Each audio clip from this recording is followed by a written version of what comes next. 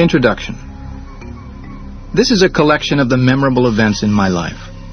I gathered them following the recommendation of Don Juan Matus, a Yaqui Indian shaman from Mexico, who as a teacher endeavored for 13 years to make available to me the cognitive world of the shamans who lived in Mexico in ancient times. Don Juan Matus' suggestion that I gather this collection of memorable events was made as if it were something casual, something that occurred to him on the spur of the moment. That was Don Juan's style of teaching. He veiled the importance of certain maneuvers behind the mundane. He hid, in this fashion, the sting of finality, presenting it as something no different from any of the concerns of everyday life. Don Juan revealed to me as time went by that the shamans of ancient Mexico had conceived of this collection of memorable events as a bona fide device to stir caches of energy that exist within the self. They explained these caches as being composed of energy that originates in the body itself and becomes displaced, pushed out of reach by the circumstances of our daily lives.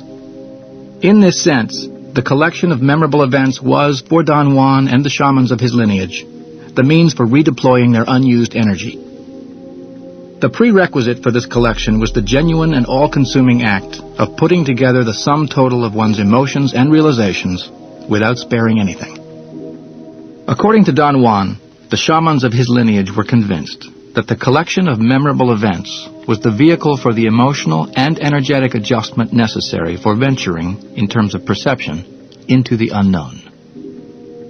Don Juan described the total goal of the shamanistic knowledge that he handled as the preparation for facing the definitive journey, the journey that every human being has to take at the end of his life. He said that through their discipline and resolve, shamans were capable of retaining their individual awareness and purpose after death. For them, the vague, idealistic state that modern man calls life after death was a concrete region filled to capacity with practical affairs of a different order than the practical affairs of daily life, yet bearing a similar functional practicality. Don Juan considered that to collect the memorable events in their lives was, for shamans, the preparation for their entrance into that concrete region, which they called the active side of infinity. Don Juan and I were talking one afternoon under his ramada, a loose structure made of thin poles of bamboo. It looked like a roofed porch that was partially shaded from the sun, but that would not provide protection at all from the rain. There were some small, sturdy freight boxes there that served as benches.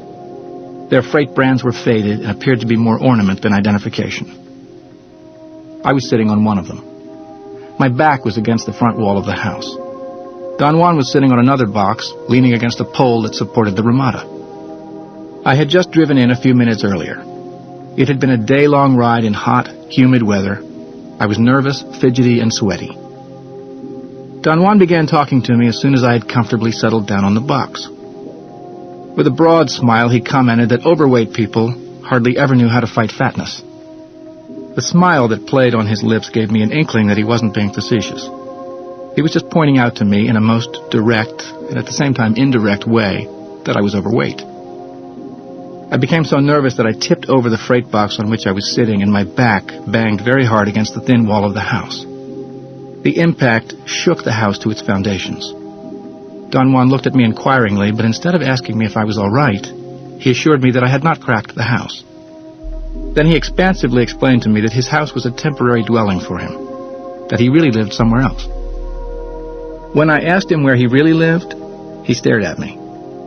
His look was not belligerent. It was rather a firm deterrent to improper questions. I didn't comprehend what he wanted. I was about to ask the same question again, but he stopped me. Questions of that sort are not asked around here, he said firmly. Ask anything you wish about procedures or ideas. Whenever I'm ready to tell you where I live, if ever, I will tell you without your having to ask me. I instantly felt rejected. My face turned red involuntarily. I was definitely offended. Don Juan's explosion of laughter added immensely to my chagrin. Not only had he rejected me, he had insulted me and then laughed at me. I live here temporarily, he went on, unconcerned with my foul mood, because this is a magical center. In fact, I live here because of you. That statement unraveled me. I couldn't believe it. I thought that he was probably saying that to ease my irritation at being insulted. "Do you really live here because of me?" I finally asked him, unable to contain my curiosity. "Yes," he said evenly. "I have to groom you. You are like me. I will repeat to you now what I have already told you. The quest of every Nawal, or leader, in every generation of sorcerers, is to find a new man or woman who, like himself, shows a double energetic structure. I saw this feature in you when we were in the bus depot in Nogales. When I see your energy, I see two balls of luminosity superimposed, one on top of the other. And that feature binds us together. I can't refuse you any more than you can refuse me." His words caused a most strange agitation in me. An instant before I had been angry. Now I wanted to weep. He went on, saying that he wanted to start me off on something shamans called the warrior's way, backed by the strength of the area where he lived, which was the center of very strong emotions and reactions. Warlike people had lived there for thousands of years, soaking the land with their concern with war.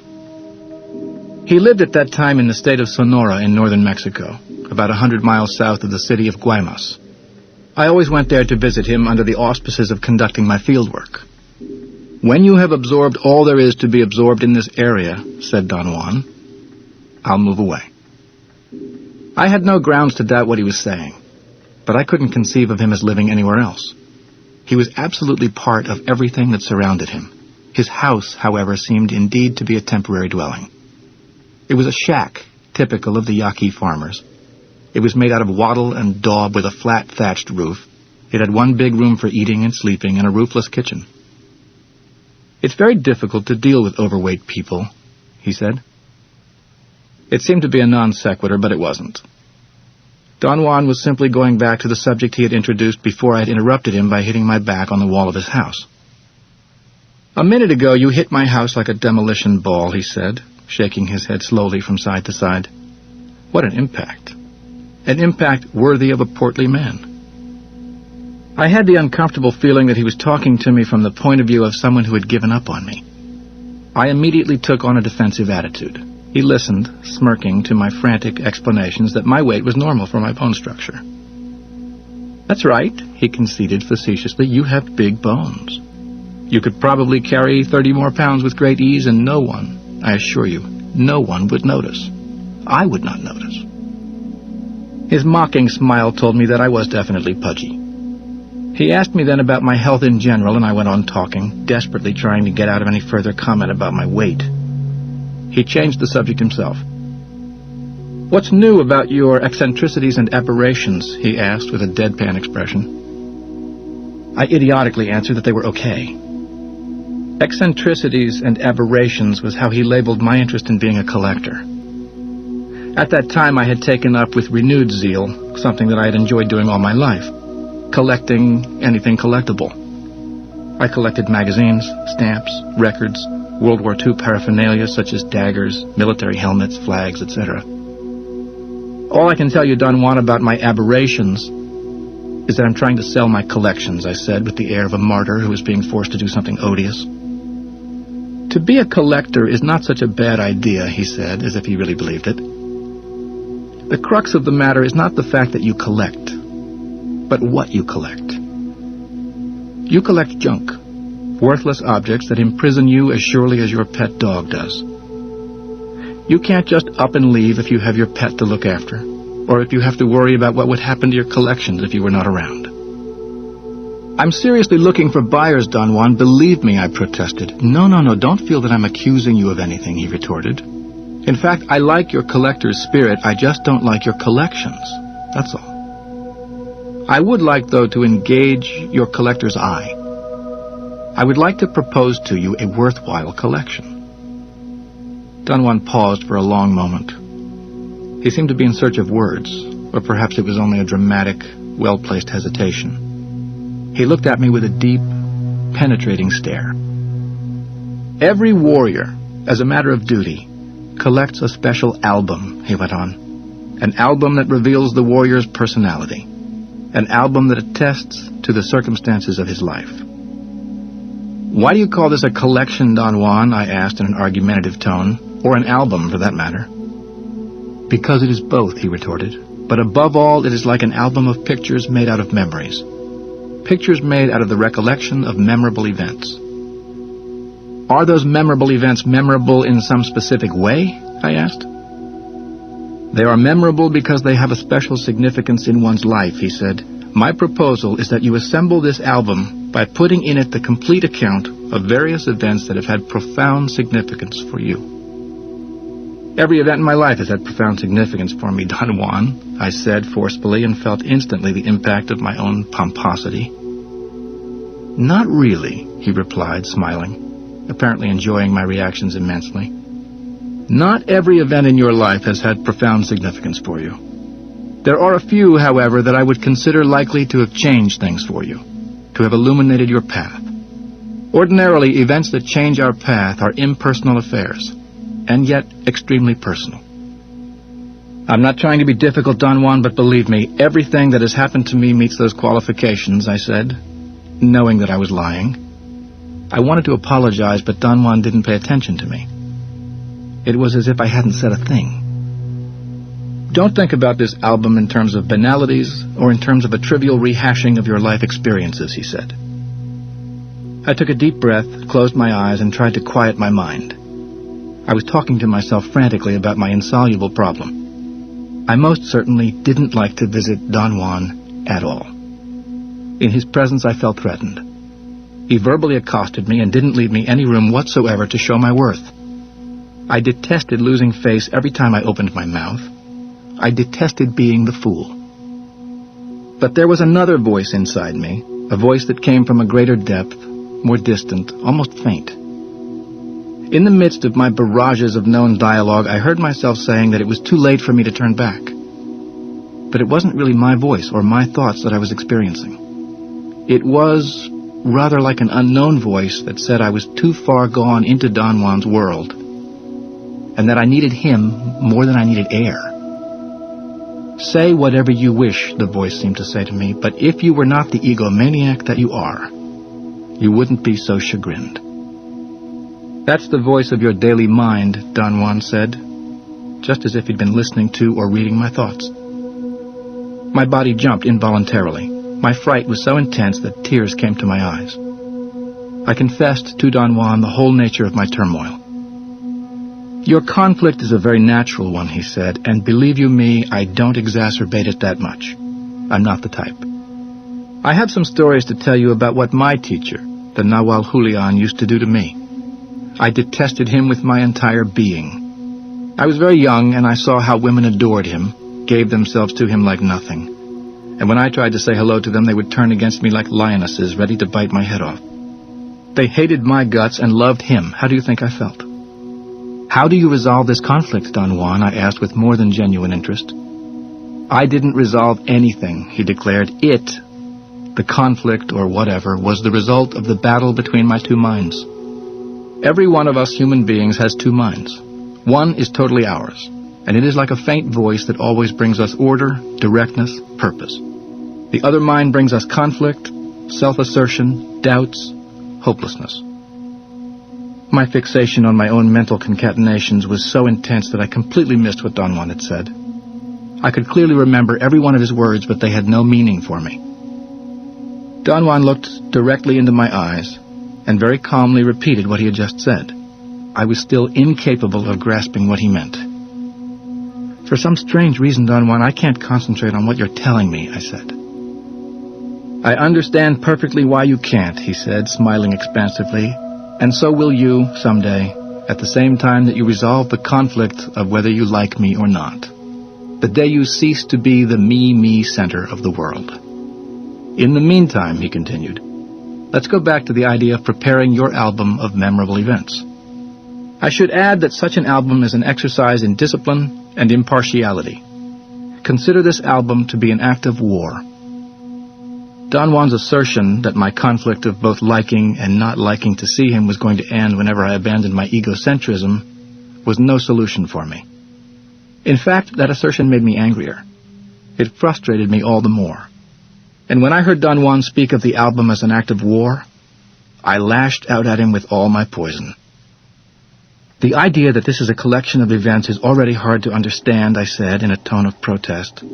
But that on top of all this you call it an album, and say that such an album is an act of war is too much for me. It's too obscure. Being obscure makes the metaphor lose its meaning. How strange, it's the opposite for me, Don Juan replied calmly. Such an album being an act of war has all the meaning in the world for me.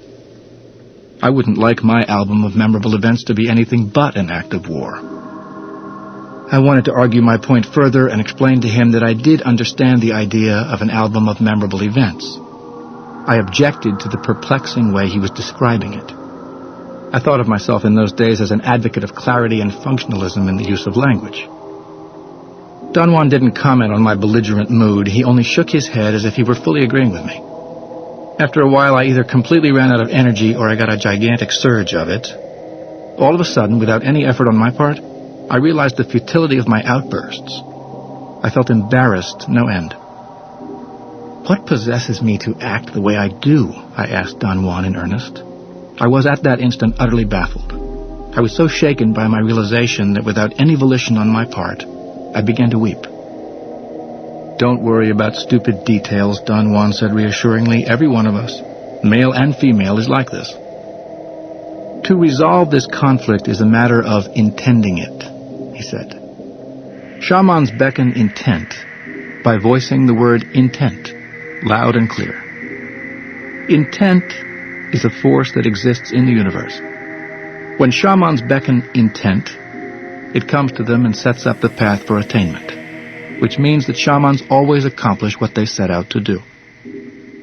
Do you mean, Don Juan, that shamans get anything they want, even if it is something petty and arbitrary, I asked?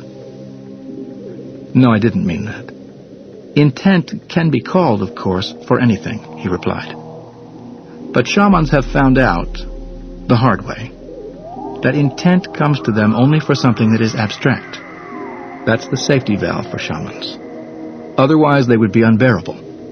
In your case, beckoning intent to resolve the conflict of your two minds, or to hear the voice of your true mind, is not a petty, trivial, or arbitrary matter. Quite the contrary, it is ethereal and abstract, and yet as vital to you as anything can be. Don Juan paused for a moment, then he began to talk again about the album. My own album, being an act of war, demanded a super careful selection, he said. It is now a precise collection of the unforgettable moments of my life, and everything that led me to them. I have concentrated in it what has been and will be meaningful to me. In my opinion, a warrior's album is something most concrete, something so to the point that it is shattering. I had no clue as to what Don Juan wanted, and yet I did understand him to perfection. He advised me to sit down, alone, and let my thoughts, memories, and ideas come to me freely. He recommended that I make an effort to let the voice from the depths of me speak out and tell me what to select. Don Juan told me then to go inside the house and lie down on a bed that I had there. It was made out of wooden boxes and dozens of empty burlap sacks that served as a mattress. My whole body ached, and when I lay down on the bed, it was actually extremely comfortable. I took his suggestions to heart and began to think about my past, looking for events that had left a mark on me. I soon realized that my assertion that every event in my life had been meaningful was nonsense. As I pressed myself to recollect, I found that I didn't even know where to start. Through my mind ran endless disassociated thoughts and memories of events that I had experienced, but I couldn't decide whether or not they had had any meaning for me. The impression I got was that nothing had had any significance whatsoever. It looked as if I had gone through life like a corpse, empowered to walk and talk but not to feel anything. Having no concentration whatsoever to pursue the subject beyond a shallow attempt, I gave up and fell asleep. Did you have any success? Don Juan asked me when I woke up hours later. Instead of being at ease after sleeping and resting, I was again moody and belligerent. No, I didn't have any success, I barked. Did you hear that voice from the depths of you? He asked. I think I did, I lied. What did it say to you? He inquired in an urgent tone. I can't think of it, Don Juan, I muttered. Ah, you are back in your daily mind, he said, and patted me forcefully on the back. Your daily mind is taken over again. Let's relax it by talking about your collection of memorable events. I should tell you that the selection of what to put in your album is not an easy matter. This is the reason I say that making this album is an act of war. You have to remake yourself 10 times over in order to know what to select. I clearly understood then, if only for a second, that I had another way of perceiving, different from my daily perception. However, the thought was so vague that I lost it instantly. What remained was just the sensation of an incapacity to fulfill Don Juan's requirement. Instead of graciously accepting my incapacity, though, I allowed it to become a threatening affair. The driving force of my life in those days was to appear always in a good light. To be incompetent was the equivalent of being a loser, something that was thoroughly intolerable to me. Since I didn't know how to respond to the challenge Don Juan was posing, I did the only thing I knew how to do. I got angry. I've got to think a great deal more about this, Don Juan, I said. I've got to give my mind some time to settle on the idea. Of course, Don Juan assured me. Take all the time in the world. But hurry. Nothing else was said about the subject at that time. At home, I forgot about it completely until one day when, quite abruptly, in the middle of a lecture I was attending, the imperious command to search for the memorable events of my life hit me like a bodily jolt, a nervous spasm that shook my entire body from head to toe. I began to work in earnest. It took me months to rehash experiences in my life that I believed were meaningful to me. However, upon examining my collection, I realized that I was dealing only with ideas that had no substance whatsoever. The events I remembered were just vague points of reference that I remembered abstractly. Once again, I had the most unsettling suspicion that I had been reared just to act, without ever stopping to feel anything.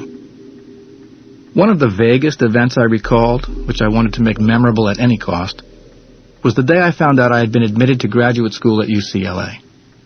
No matter how hard I tried, I couldn't remember what I'd been doing that day. There was nothing interesting or unique about that day, except for the idea that it had to be memorable. Entering graduate school should have made me happy or proud of myself, but it didn't. Another sample in my collection was the day I almost got married to Kay Condor. Her last name wasn't really Condor, but she had changed it because she wanted to be an actress. Her ticket to fame was that she actually looked like Carole Lombard. That day was memorable in my mind, not so much because of the events that took place, but because she was beautiful and wanted to marry me. She was a head taller than I was, which made her all the more interesting to me. I was thrilled with the idea of marrying a tall woman in a church ceremony. I rented a gray tuxedo. The pants were quite wide for my height.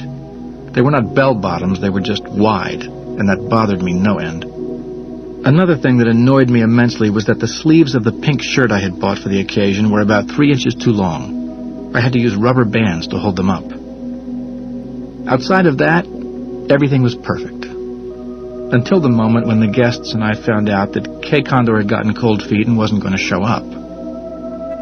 Being a very proper young lady, she had sent me a note of apology by motorcycle messenger. She wrote that she didn't believe in divorce and couldn't commit herself for the rest of her days to someone who didn't quite share her views on life. She reminded me that I snickered every time I said the name Condor, something that showed a total lack of respect for her person.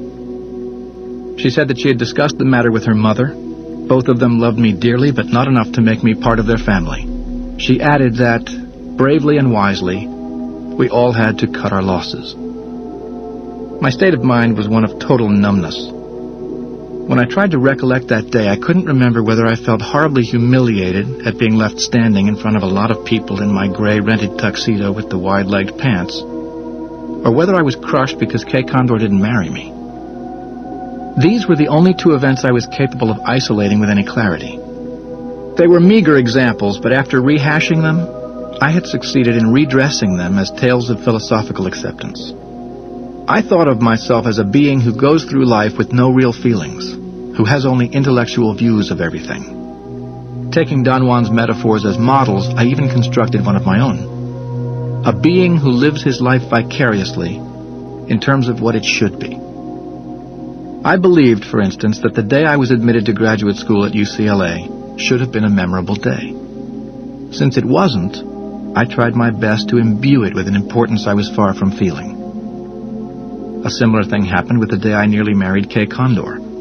It should have been a devastating day for me, but it wasn't. At the moment of recollecting it, I knew that there was nothing there, and began to work as hard as I could to construct what I should have felt. The next time I went to Don Juan's house, I presented to him my 2 samples of memorable events as soon as I arrived. "This is a pile of nonsense," he declared. "None of it will do. The stories are related exclusively to you as a person who thinks, feels, cries, or doesn't feel anything at all. The memorable events of a shaman's album are affairs that will stand the test of time because they have nothing to do with him, and yet he is in the thick of them. He'll always be in the thick of them for the duration of his life, and perhaps beyond, but not quite personally." His words left me feeling dejected, totally defeated.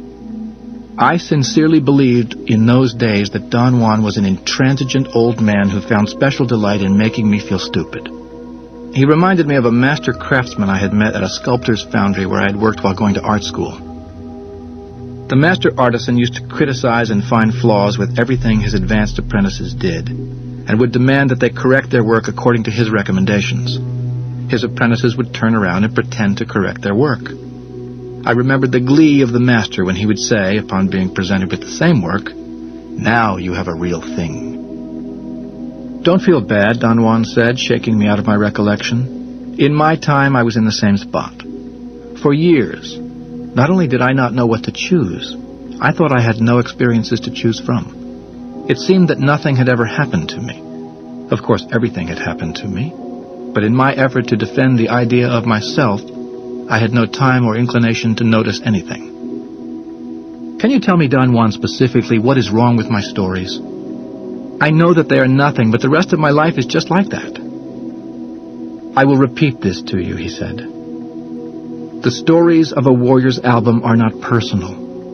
Your story of the day you were admitted to school is nothing but your assertion about you as the center of everything. You feel, you don't feel. You realize, you don't realize. Do you see what I mean? All of the story is just you." "But how can it be otherwise, Don Juan?" I asked. "In your other story, you almost touch on what I want, but you turn it again into something extremely personal. I know that you could add more details, but all those details would be an extension of your person and nothing else." "I sincerely cannot see your point, Don Juan," I protested. "Every story seen through the eyes of the witness has to be perforce personal." Yes, of course," he said, smiling, delighted as usual by my confusion.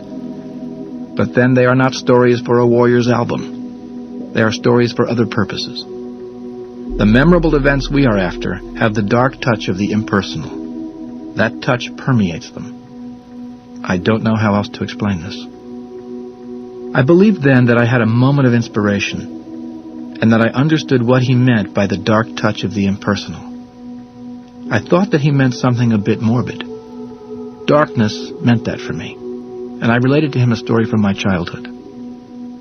One of my older cousins, a medical student, took me to see a corpse in the morgue. He told me that I owed it to myself to go and see such a sight because it was very educational. It demonstrated the transitory nature of life.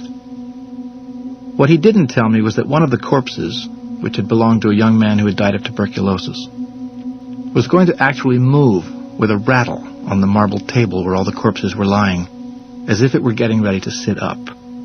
It made a burping sound that was so awful that it burned through me and will remain in my memory for the rest of my life. My cousin, the doctor, the scientist, explained that it was the corpse of a man who had died of tuberculosis, and that his lungs had been eaten away by bacilli that had left enormous holes filled with air, and that in cases like this, when the air changed temperature, it sometimes forced the body to sit up, or at least convulse. "No, you haven't gotten it yet," Don Juan said, shaking his head. "It is merely a story about your fear. I would have been scared to death myself. However, being scared like that doesn't illuminate anyone's path. But I'm curious to know what happened to you." "I yelled like a banshee," I said. "My cousin called me a coward, a yellow belly, for hiding my face against his chest and for getting sick to my stomach all over him. I had definitely hooked onto a morbid strand in my life. I told him then the story of my best friend, Roy Goldpiss. He actually had a Polish surname, but his friends called him Goldpiss because whatever he touched, he turned to gold. He was a great businessman. His talent for business made him a super ambitious being. He wanted to be the richest man in the world. However, he found the competition was too tough. According to him, doing business alone, he couldn't possibly compete, for instance, with the head of an Islamic sect, who at that time got paid his weight in gold every year. The head of the sect would fatten himself as much as his body allowed him before he was weighed. Then my friend Roy lowered his sights to being the richest man in the United States. The competition in this sector was ferocious. He went down a notch. Perhaps he could be the richest man in California. He was too late for that, too. He gave up hope that with his chains of pizza and ice cream parlors, he could ever rise in the business world to compete with the established families who owned California. He settled for being the richest man in Woodland Hills, the suburb of Los Angeles where he lived. Unfortunately for him, one of his neighbors was Mr. Marsh, who owned factories that produced A1 quality mattresses all over the United States, and he was rich beyond belief. Roy's frustration knew no limits. His drive to accomplish was so intense that it finally impaired his health. One day he died from an aneurysm in his brain. Roy's wife begged me, as his best friend, to make sure that the corpse was properly dressed. I went to the funeral parlor, where I was led by a male secretary to the inner chambers. At the precise moment I arrived, the mortician, working on a high marble-topped table, was forcefully pushing up the corners of the upper lip of the corpse, which had already entered rigor mortis, with the index and little finger of his right hand, while he held his middle fingers against his palm. As a grotesque smile appeared on Roy's dead face, the mortician half turned to me and said in a servile tone, "I hope all this is to your satisfaction, sir." His wife, it'll never be known whether she liked him or not, decided to bury him with all the garishness that, in her opinion, his life deserved. She had bought a most expensive coffin, a custom-made affair that looked like a telephone booth. She had gotten the idea from a movie. Roy was going to be buried sitting, as if he were making a business call on the telephone. I didn't stay for the ceremony. I left in the midst of a most violent reaction, a mixture of impotence and anger, the kind of anger that couldn't be vented on anyone. "You certainly are morbid today," Don Juan commented, laughing, "but in spite of that, or perhaps because of that, you're almost there. You're touching it. The stories that should go in your album of memorable events," he went on, "are those that have the dark touch of the impersonal, because they touch not only you, but every one of us human beings." Don Juan Matus set me to the task of finding the events of my life that bore this universal stamp. Events that have profound personal significance for me, and yet which enter into the realm of the abstract, the active side of infinity. What follows are 4 stories from my album of memorable events, stories gathered over a lifetime on the path of a warrior. First story, a journey of power. At the time I met Don Juan, I was a fairly studious anthropology student, and I wanted to begin my career as a professional anthropologist by publishing as much as possible. I was bent on climbing the academic ladder, and in my calculations, I had determined that the first step was to collect data on the uses of medicinal plants by the Indians of the southwestern United States. I first asked a professor of anthropology who had worked in that area for advice about my project. He was a prominent ethnologist who had published extensively in the late 30s and early 40s on the California Indians and the Indians of the Southwest and Sonora, Mexico. He patiently listened to my exposition. My idea was to write a paper, call it Ethnobotanical Data, and publish it in a journal that dealt exclusively with anthropological issues of the southwestern United States. I proposed to collect medicinal plants, take the samples to the botanical garden at UCLA to be properly identified, and then describe why and how the Indians of the Southwest used them. I envisioned collecting thousands of entries. I even envisioned publishing a small encyclopedia on the subject. The professor smiled forgivingly at me. "I don't want to dampen your enthusiasm," he said in a tired voice, "but I can't help commenting negatively on your eagerness. Eagerness is welcome in anthropology, but it must be properly channeled. Don't you think that you should pay more attention to your formal studies?" he continued. Rather than doing field work, wouldn't it be better for you to study linguistics? We have in the department here one of the most prominent linguists in the world. If I were you, I'd be sitting at his feet, catching any drift emanating from him. We also have a superb authority in comparative religions, and there are exceptionally competent anthropologists who have done work on kinship systems in cultures all over the world, from the point of view of linguistics and from the point of view of cognition. You need a lot of preparation. To think that you could do field work now is a travesty. Plunge into your books, young man. That's my advice. Stubbornly, I took my proposition to another professor, a younger one. He wasn't in any way more helpful. He laughed at me openly. He told me that the paper I wanted to write was a Mickey Mouse paper, and that it wasn't anthropology by any stretch of the imagination. Anthropologists nowadays, he said professorially, are concerned with issues that have relevance. Medical and pharmaceutical sciences have done endless research on every possible medicinal plant in the world. There's no longer any bone to chew in there. Your kind of data collecting belongs to the turn of the 19th century. Now it's nearly 200 years later. There is such a thing as progress, you know? Anthropology is the only discipline in existence, he continued, which can clearly substantiate the concept of progress and perfectibility. Thank God that there's still a ray of hope in the midst of the cynicism of our times. Only anthropologists can prove to mankind, beyond the shadow of a doubt, the progress of human knowledge. That's anthropology for you, not some puny fieldwork, which is not fieldwork at all, but mere masturbation. It was a blow on the head to me. As a last resort, I went to Arizona to talk to anthropologists who were actually doing fieldwork there. By then, I was ready to give up on the whole idea. I understood what the two professors were trying to tell me. I couldn't have agreed with them more. My attempts at doing fieldwork were definitely simple-minded. Yet I wanted to get my feet wet in the field. I didn't want to do only library research.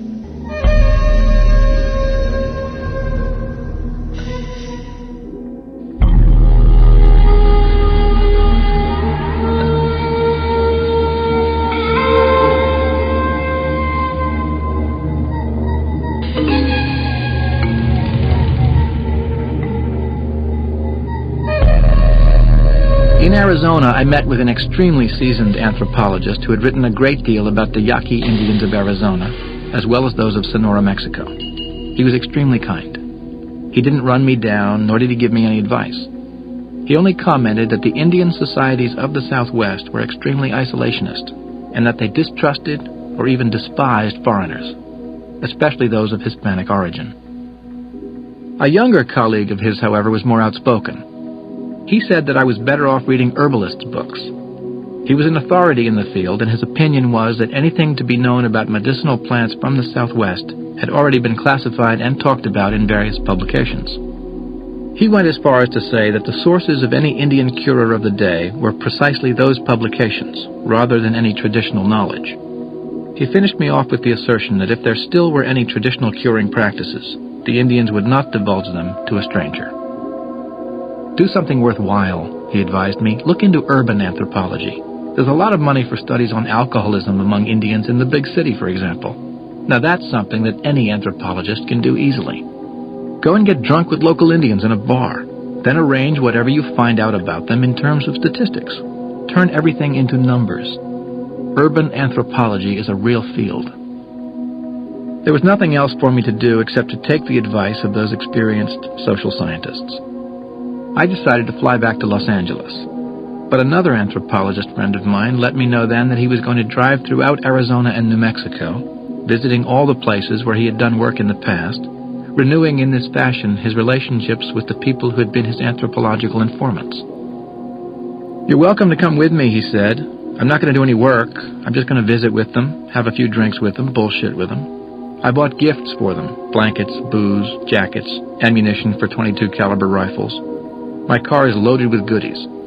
I usually drive alone whenever I go to see them, but by myself I always run the risk of falling asleep. You could keep me company, keep me from dozing off, or drive a little bit if I'm too drunk. I felt so despondent that I turned him down. I'm very sorry, Bill, I said, the trip won't do for me. I see no point in pursuing this idea of field work any longer. Don't give up without a fight, Bill said in a tone of paternal concern. Give all you have to the fight, and if it licks you, then it's okay to give up. But not before. Come with me and see how you like the Southwest. He put his arm around my shoulders. I couldn't help noticing how immensely heavy his arm was. He was tall and husky, but in recent years his body had acquired a strange rigidity. He had lost his boyish quality. His round face was no longer filled, youthful, the way it had been. Now it was a worried face. I believed that he worried because he was losing his hair, but at times it seemed to me that it was something more than that. And it wasn't that he'd gained weight. His body was heavy in ways that were impossible to explain. I noticed it in the way that he walked and got up and sat down. Bill seemed to me to be fighting gravity with every fiber of his being, in everything he did.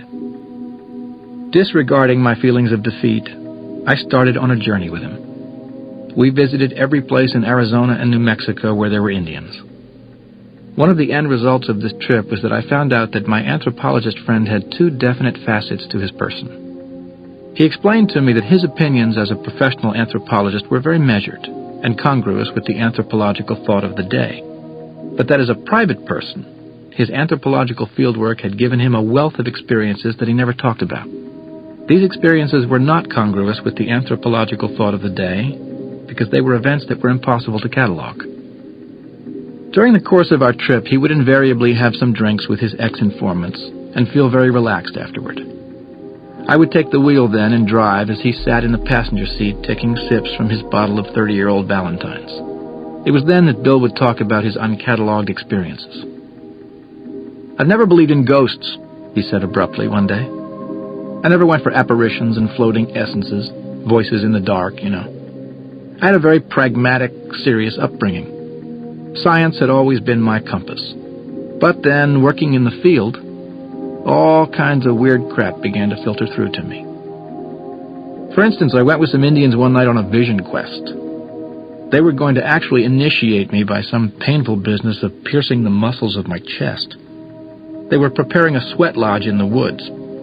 I had resigned myself to withstand the pain. I took a couple of drinks to give me strength, and then the man who was going to intercede for me with the people who actually performed the ceremony yelled in horror and pointed at a dark, shadowy figure walking towards us.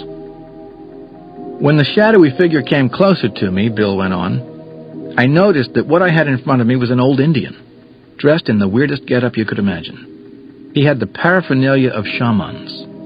The man I was with that night fainted shamelessly at the sight of the old man. The old man came to me and pointed a finger at my chest. His finger was just skin and bone. He babbled incomprehensible things to me. By then, the rest of the people had seen the old man and started to rush silently towards me. The old man turned to look at them, and every one of them froze. He harangued them for a moment. His voice was something unforgettable. It was as if he were talking from a tube, or as if he had something attached to his mouth that carried the words out of him. I swear to you that I saw the man talking inside his body, and his mouth broadcasting the words as a mechanical apparatus. After haranguing the men, the old man continued walking, past me, past them, and disappeared, swallowed by the darkness. Bill said that the plan to have an initiation ceremony went to pot. It was never performed, and the men, including the shamans in charge, were shaking in their boots. He stated that they were so frightened that they disbanded and left. People who had been friends for years, he went on, never spoke to each other again. They claimed that what they had seen was the apparition of an incredibly old shaman, and that it would bring bad luck to talk about it among themselves. In fact, they said that the mere act of setting eyes on one another would bring them bad luck. Most of them moved away from the area. Why did they feel that talking to each other or seeing each other would bring them bad luck, I asked him. Those are their beliefs, he replied. A vision of that nature means to them that the apparition spoke to each of them individually. To have a vision of that nature is, for them, the luck of a lifetime. And what was the individual thing that the vision told each of them, I asked. Beats me, he replied. They never explained anything to me. Every time I asked them, they entered into a profound state of numbness. They hadn't seen anything. They hadn't heard anything. Years after the event, the man who had fainted next to me swore to me that he had just faked the faint because he was so frightened that he didn't want to face the old man. and that what he had to say was understood by everybody at a level other than language comprehension. Bill said that in his case, what the apparition voiced to him, he understood as having to do with his health and his expectations in life. "What do you mean by that?" I asked him. "Things are not that good for me," he confessed. "My body doesn't feel well." "But do you know what is really the matter with you?" I asked. "Oh yes," he said nonchalantly. "Doctors have told me. But I'm not going to worry about it or even think about it." Bill's revelations left me feeling thoroughly uneasy. This was a facet of his person that I didn't know. I'd always thought that he was a tough old cookie. I could never conceive of him as vulnerable. I didn't like our exchange. It was, however, too late for me to retreat. Our trip continued. On another occasion, he confided that the shamans of the Southwest were capable of transforming themselves into different entities, and that the categorization schemes of bear shaman or mountain lion shaman, etc., should not be taken as euphemisms or metaphors because they were not. "Would you believe it," he said in a tone of great admiration, "that there are some shamans who actually become bears or mountain lions or eagles? I'm not exaggerating, nor am I fabricating anything when I say that once I witnessed the transformation of a shaman who called himself Riverman or River Shaman or proceeding from river, returning to river. I was out in the mountains of New Mexico with this shaman. I was driving for him. He trusted me, and he was going in search of his origin, or so he said. We were walking along a river when he suddenly got very excited. He told me to move away from the shore to some high rocks and hide there, put a blanket over my head and shoulders, and peek through it so I would not miss what he was about to do. What was he going to do? I asked him, incapable of containing myself.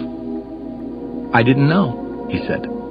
Your guess would have been as good as mine. I had no way of conceiving what he was going to do. He just walked into the water, fully dressed. When the water reached him at mid-calf, because it was a wide but shallow river, the shaman simply vanished, disappeared. Prior to entering the water, he had whispered in my ear that I should go downstream and wait for him. He told me the exact spot where to wait. I, of course, didn't believe a word of what he was saying, so at first I couldn't remember where he had said I had to wait for him, but then I found the spot, and I saw the shaman coming out of the water. It sounds stupid to say coming out of the water. I saw the shaman turning into water, and then being remade out of the water. Can you believe that? I had no comments on his stories. It was impossible for me to believe him, but I could not disbelieve him either. He was a very serious man. The only possible explanation that I could think of was that as we continued our trip, he drank more and more every day. He had in the trunk of the car a box of 24 bottles of scotch for only himself. He actually drank like a fish. I've always been partial to the esoteric mutations of shamans, he said to me another day. It's not that I can explain the mutations, or even believe that they take place, but as an intellectual exercise, I am very interested in considering that mutations into snakes and mountain lions are not as difficult as what the water shaman did. It is at moments like this when I engage my intellect in such a fashion that I cease to be an anthropologist, and I begin to react, following a gut feeling. My gut feeling is that those shamans certainly do something that can't be measured scientifically or even talked about intelligently. For instance, there are cloud shamans who turn into clouds, into mist. I've never seen this happen, but I knew a cloud shaman. I never saw him disappearing or turning into mist in front of my eyes as I saw that other shaman turning into water right in front of me. But I chased that cloud shaman once and he simply vanished in an area where there was no place for him to hide. Although I didn't see him turning into a cloud, he disappeared. I couldn't explain where he went. There were no rocks or vegetation around the place where he ended up. I was there half a minute after he was, but the shaman was gone. I chased that man all over the place for information, Bill went on. He wouldn't give me the time of day. He was very friendly to me, but that was all. Bill told me endless other stories about strife and political factions among Indians in different Indian reservations, or stories about personal vendettas, animosities, friendships, etc., which did not interest me in the least. On the other hand, his stories about shamans' mutations and apparitions had caused a true emotional upheaval in me. I was at once fascinated and appalled by them. However, when I tried to think why I was fascinated or appalled, I couldn't tell. All I could have said was that his stories about shamans hit me at an unknown, visceral level. Another realization that this trip brought to me was that I verified for myself that the Indian societies of the Southwest were indeed closed to outsiders. I finally came to accept that I did need a great deal of preparation in the science of anthropology, and that it was more functional to do anthropological fieldwork in an area with which I was familiar, or one in which there was an entry. When the journey ended, Bill drove me to the Greyhound bus depot in Nogales, Arizona, for my return trip to Los Angeles. As we were sitting in the waiting area before the bus came, he consoled me in a paternal manner, reminding me that failures were a matter of course in anthropological fieldwork, and that they meant only the hardening of one's purpose, or the coming to maturity of an anthropologist. Abruptly, he leaned over and pointed with a slight movement of his chin to the other side of the room. "I think that old man sitting on the bench by the corner over there is the man I told you about," he whispered in my ear. "I'm not quite sure because I've had him in front of me face to face only once." "What man is that? What did you tell me about him?" I asked. "When we were talking about shamans and shamans' transformations, I told you that I had once met a cloud shaman." Yes, I remember that," I said. "Is that man the cloud shaman?" "No," he said emphatically, "but I think he is a companion or a teacher of the cloud shaman. I saw both of them together in the distance various times, many years ago." I did remember Bill mentioning in a very casual manner, but not in relation to the cloud shaman, that he knew about the existence of a mysterious old man who was a retired shaman, an old Indian misanthrope from Yuma who had once been a terrifying sorcerer. The relationship of the old man to the cloud shaman was never voiced by my friend, but obviously it was foremost in Bill's mind, to the point that he believed that he had told me about him. A strange anxiety suddenly possessed me and made me jump out of my seat. As if I had no volition of my own, I approached the old man and immediately began a long tirade on how much I knew about medicinal plants and shamanism among the American Indians of the plains and their Siberian ancestors. As a secondary theme, I mentioned to the old man that I knew that he was a shaman. I concluded by assuring him that it would be thoroughly beneficial for him to talk to me at length. "If nothing else," I said petulantly, "we could swap stories. You tell me yours and I'll tell you mine." The old man kept his eyes lowered until the last moment. Then he peered at me. "I am Juan Matus," he said, looking me squarely in the eyes. My tirade shouldn't have ended by any means, but for no reason that I could discern, I felt that there was nothing more I could have said. I wanted to tell him my name. He raised his hand to the height of my lips, as if to prevent me from saying it. At that instant, a bus pulled up to the bus stop. The old man muttered that it was the bus he had to take. Then he earnestly asked me to look him up so we could talk with more ease and swap stories. There was an ironic smirk on the corner of his mouth when he said that. With an incredible agility for a man his age, I figured he must have been in his 80s, he covered in a few leaps the 50 yards between the bench where he was sitting and the door of the bus. As if the bus had stopped just to pick him up, it moved away as soon as he had jumped in and the door had closed. After the old man left, I went back to the bench where Bill was sitting. "What did he say? What did he say?" he asked excitedly. "He told me to look him up and come to his house to visit," I said. "He even said that we could talk there." "But what did you say to him to get him to invite you to his house?" he demanded. I told Bill that I had used my best sales pitch and that I had promised the old man to reveal to him everything I knew about medicinal plants from the point of view of my reading. Bill obviously didn't believe me at all. He accused me of holding out on him. "I know the people around this area," he said belligerently, "and that old man is a very strange fart. He doesn't talk to anybody, Indians included. Why would he talk to you, a perfect stranger? You're not even cute." It was obvious that Bill was annoyed with me. I couldn't figure out why, though. I didn't dare ask him for an explanation. He gave me the impression of being a bit jealous. Perhaps he felt that I had succeeded where he had failed. However, my success had been so inadvertent that it didn't mean anything to me. Except for Bill's casual remarks, I didn't have any conception of how difficult it was to approach that old man, and I couldn't have cared less. At the time, I found nothing remarkable in the exchange. It baffled me that Bill was so upset about it. "Do you know where his house is?" I asked him. "I haven't the foggiest idea," he answered curtly. "I've heard people from this area say that he doesn't live anywhere, that he just appears here and there unexpectedly, but that's a lot of horse shit. He probably lives in some shack in Nogales, Mexico." "Why is he so important?" I asked him. My question made me gather enough courage to add, "You seem to be upset because he talked to me. Why?" Without any ado, he admitted that he was chagrined because he knew how useless it was to try to talk to that man. "That old man is as rude as anyone can be," he added. "At best, he stares at you without saying a word when you talk to him. At other times, he doesn't even look at you. He treats you as if you didn't exist. The one time I tried to talk to him, he brutally turned me down. Do you know what he said to me? He said, 'If I were you, I wouldn't waste my energy opening my mouth. Save it.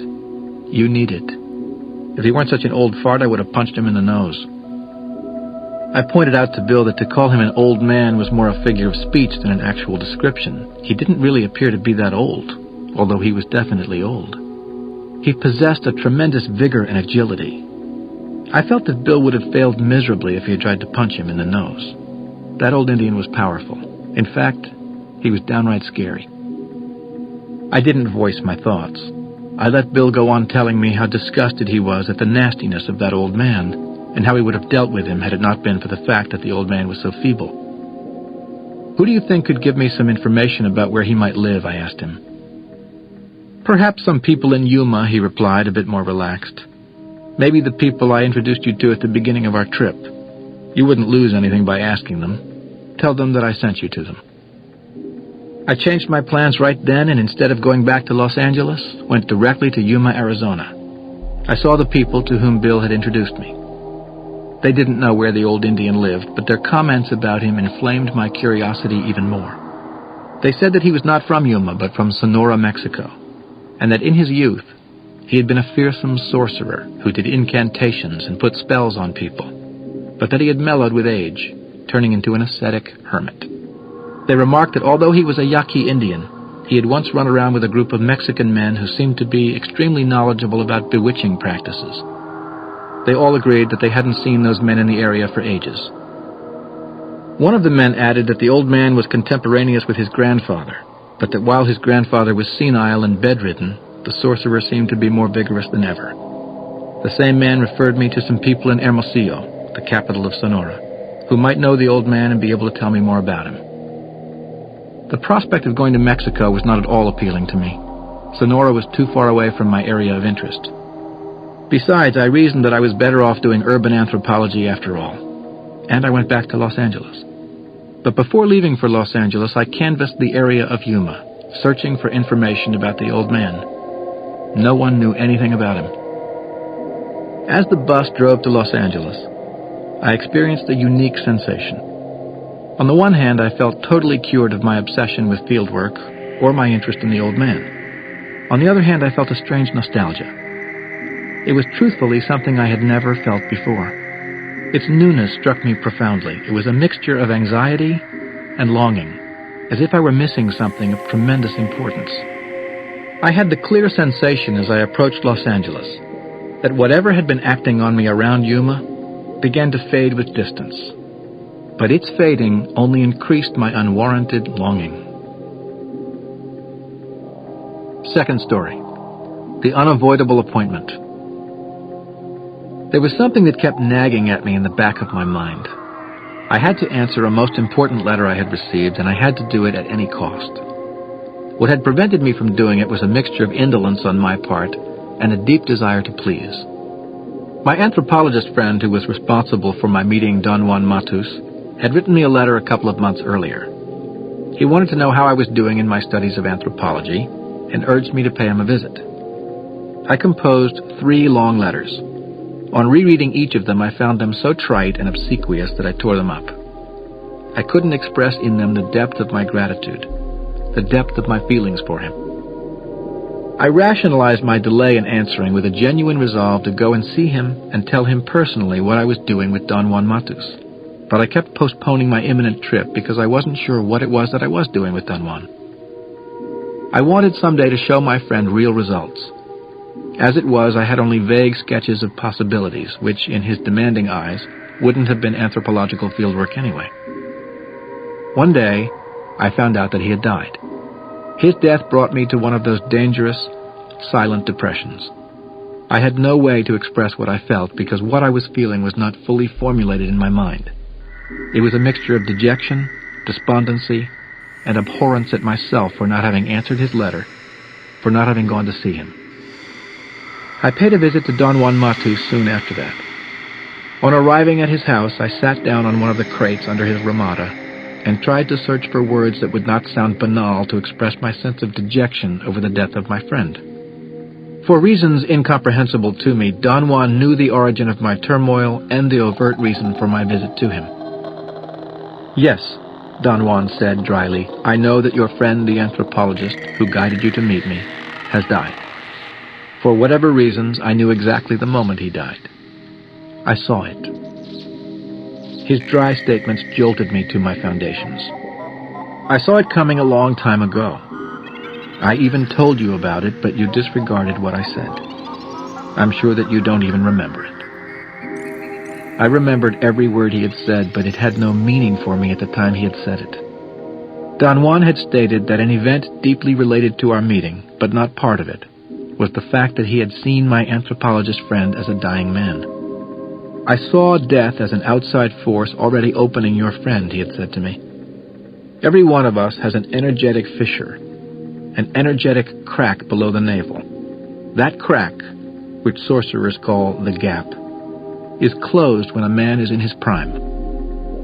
He had said that normally all that is discernible to the sorcerer's eye is a tenuous discoloration in the otherwise whitish glow of the luminous sphere. But when a man is close to dying, that gap becomes quite apparent. He had assured me that my friend's gap was wide open. "What is the significance of all this, Don Juan?" I had asked perfunctorily. "The significance is a deadly one," he had replied. "The spirit was signaling to me that something was coming to an end. I thought it was my life that was coming to an end, and I accepted it as gracefully as I could. It dawned on me much, much later that it wasn't my life that was coming to an end, but my entire lineage." I didn't know what he was talking about, but how could I have taken all that seriously? As far as I was concerned, it was, at the time he said it, like everything else in my life. Just talk. "Your friend himself told you, though not in so many words, that he was dying," Don Juan said. "You acknowledged what he was saying the way you acknowledged what I said, but in both cases, you chose to bypass it." I had no comments to make. I was overwhelmed by what he was saying. I wanted to sink into the crate I was sitting on, to disappear, swallowed up by the earth. "It's not your fault that you bypass things like this," he went on. "It's youth. You have so many things to do, so many people around you. You are not alert. You never learned to be alert, anyway." In the vein of defending the last bastion of myself, my idea that I was watchful, I pointed out to Don Juan that I had been in life-and-death situations that required my quick wit and vigilance. It wasn't altogether that I lacked the capacity to be alert, but that I lacked the orientation for setting an appropriate list of priorities. Therefore, everything was either important or unimportant to me. "To be alert doesn't mean to be watchful," Don Juan said. "For sorcerers, to be alert means to be aware of the fabric of the everyday world that seems extraneous to the interaction of the moment. On the trip that you took with your friend before you met me, you noticed only the details that were obvious. You didn't notice how his death was absorbing him, and yet something in you knew it." I began to protest, to tell him that what he was saying wasn't true. "Don't hide yourself behind banalities," he said in an accusing tone. "Stand up. If only for the moment you are with me, assume responsibility for what you know. Don't get lost in the extraneous fabric of the world around you, extraneous to what's going on. If you hadn't been so concerned with yourself and your problems, you would have known that that was his last trip. You would have noticed that he was closing his accounts, seeing the people who helped him, saying goodbye to them." "Your anthropologist friend talked to me once," Don Juan went on. "I remembered him so clearly that I wasn't surprised at all when he brought you to me at that bus depot. I couldn't help him when he talked to me. He wasn't the man I was looking for, but I wished him well from my sorcerer's emptiness, from my sorcerer's silence. For this reason, I know that on his last trip, he was saying thank you to the people who counted in his life." I admitted to Don Juan that he was so very right, that there had been so many details that I had been aware of, but that they hadn't meant a thing to me at the time, such as, for instance, my friend's ecstasy in watching the scenery around us. He would stop the car just to watch, for hours on end, the mountains in the distance, or the riverbed, or the desert. I discarded this as the idiotic sentimentality of a middle-aged man. I even made vague hints to him that perhaps he was drinking too much.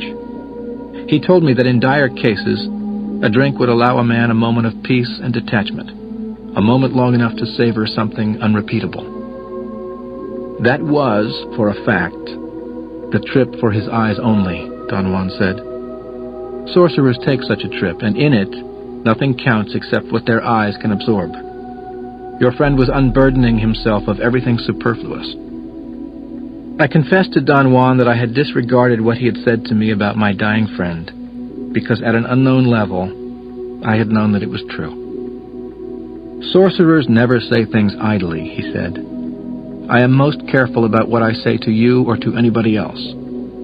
The difference between you and me is that I don't have any time at all, and I act accordingly.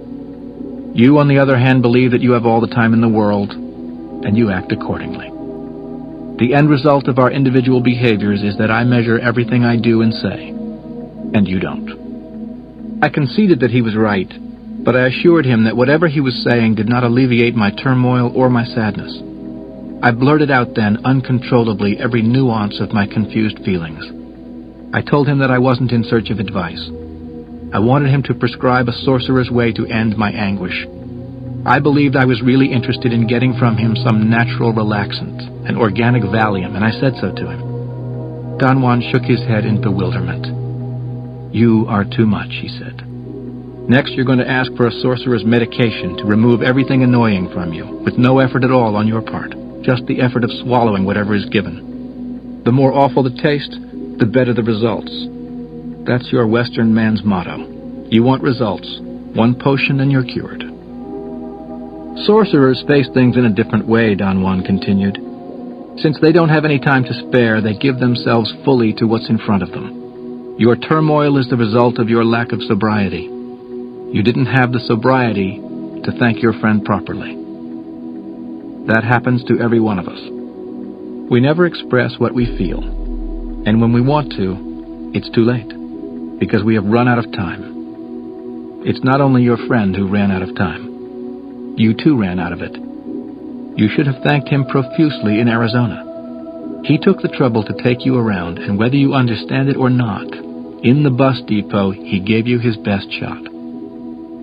But the moment when you should have thanked him, you were angry with him. You were judging him. He was nasty to you, whatever. And then you postponed seeing him. In reality, what you did was to postpone thanking him. Now you're stuck with a ghost on your tail. You'll never be able to pay what you owe him. I understood the immensity of what he was saying. Never had I faced my actions in such a light. In fact, I had never thanked anyone, ever. Don Juan pushed his barb even deeper. Your friend knew that he was dying, he said. He wrote you one final letter to find out about your doings. Perhaps unbeknownst to him, or to you, you were his last thought. The weight of Don Juan's words was too much for my shoulders. I collapsed. I felt that I had to lie down. My head was spinning. Maybe it was the setting. I had made the terrible mistake of arriving at Don Juan's house in the late afternoon. The setting sun seemed astoundingly golden, and the reflections on the bare mountains to the east of Don Juan's house were gold and purple. The sky didn't have a speck of a cloud. Nothing seemed to move. It was as if the whole world were hiding, but its presence was overpowering. The quietness of the Sonoran desert was like a dagger. It went to the marrow of my bones. I wanted to leave, to get in my car and drive away. I wanted to be in the city, get lost in its noise. You are having a taste of infinity, Don Juan said with grave finality. I know it because I have been in your shoes. You want to run away, to plunge into something human, warm, contradictory, stupid, who cares? You want to forget the death of your friend, but infinity won't let you. His voice mellowed. It has gripped you in its merciless clutches. What can I do now, Don Juan? I asked. The only thing you can do, Don Juan said, is to keep the memory of your friend fresh, to keep it alive for the rest of your life, and perhaps even beyond. Sorcerers express in this fashion the thanks that they can no longer voice. You may think it is a silly way, but that's the best sorcerers can do. It was my own sadness, doubtless, which made me believe that the ebullient Don Juan was as sad as I was. I discarded the thought immediately. That couldn't be possible. Sadness, for sorcerers, is not personal, Don Juan said, again erupting into my thoughts. It is not quite sadness. It's a wave of energy that comes from the depths of the cosmos and hits sorcerers when they are receptive, when they are like radios, capable of catching radio waves. The sorcerers of olden times, who gave us the entire format of sorcery, believed that there is sadness in the universe as a force, a condition, like light, like intent, and that this perennial force acts especially on sorcerers because they no longer have any defensive shields. They cannot hide behind their friends or their studies. They cannot hide behind love or hatred or happiness or misery. They can't hide behind anything. The condition of sorcerers, Don Juan went on, is that sadness for them is abstract. It doesn't come from coveting or lacking something, or from self-importance. It doesn't come from me. It comes from infinity. The sadness you feel for not thanking your friend is already leaning in that direction. My teacher, the Nahual Julian, he went on, was a fabulous actor. He actually worked professionally in the theater. He had a favorite story that he used to tell in his theater sessions. He used to push me into terrible outbursts of anguish with it. He said that it was a story for warriors who had everything, and yet felt the sting of the universal sadness. I always thought he was telling it for me, personally. Don Juan then paraphrased his teacher, telling me that the story referred to a man suffering from profound melancholy. He went to see the best doctors of his day, and every one of those doctors failed to help him. He finally came to the office of a leading doctor, a healer of the soul. The doctor suggested to his patient that perhaps he could find solace and the end of his melancholy in love. The man responded that love was no problem for him, that he was loved perhaps like no one else in the world. The doctor's next suggestion was that maybe the patient should undertake a voyage and see other parts of the world. The man responded that, without exaggeration, he had been in every corner of the world. The doctor recommended hobbies, like arts, sports, etc. The man responded to every one of his recommendations in the same terms. He had done that and had no relief. The doctor had the suspicion that the man was possibly an incurable liar. He couldn't have done all those things, as he claimed. But being a good healer, the doctor had a final insight. "Ah," he exclaimed, "I have the perfect solution for you, sir. You must attend a performance of the greatest comedian of our day. He will delight you to the point that you will forget every twist of your melancholy. You must attend a performance of the great Garrick." Don Juan said that the man looked at the doctor with the saddest look you can imagine, and said, "Doctor, if that's your recommendation, I am a lost man. I have no cure. I am the great Garrick."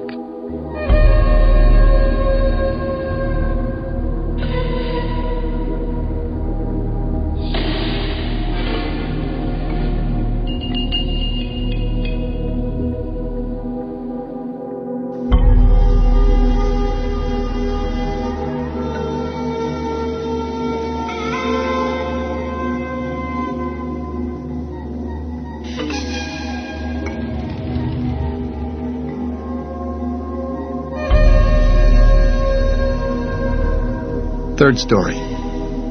Saying thank you. Warriors don't leave any debts unpaid, Don Juan said.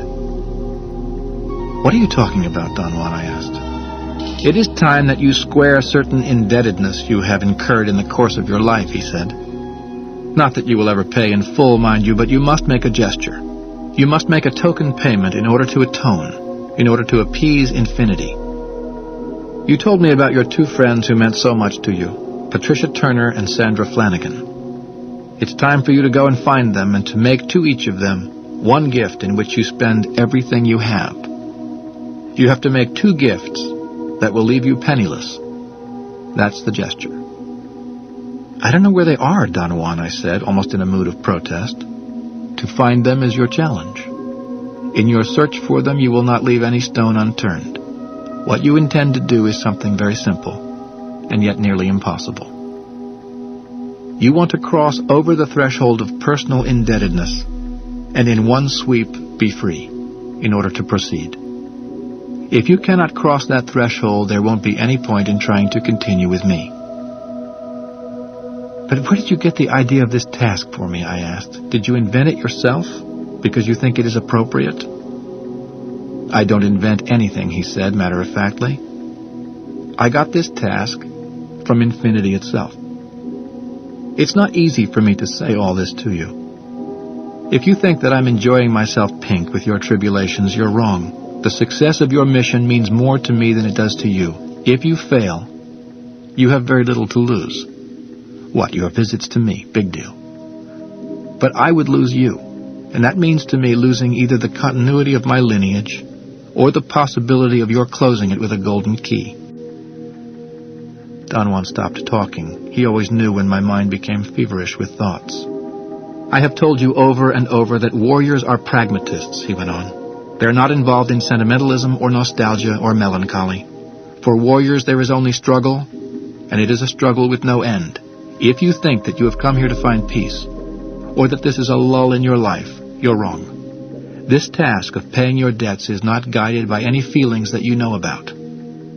It is guided by the purest sentiment, the sentiment of a warrior who is about to dive into infinity. And just before he does, he turns around to say thank you to those who favored him. You must face this task with all the gravity it deserves, he continued.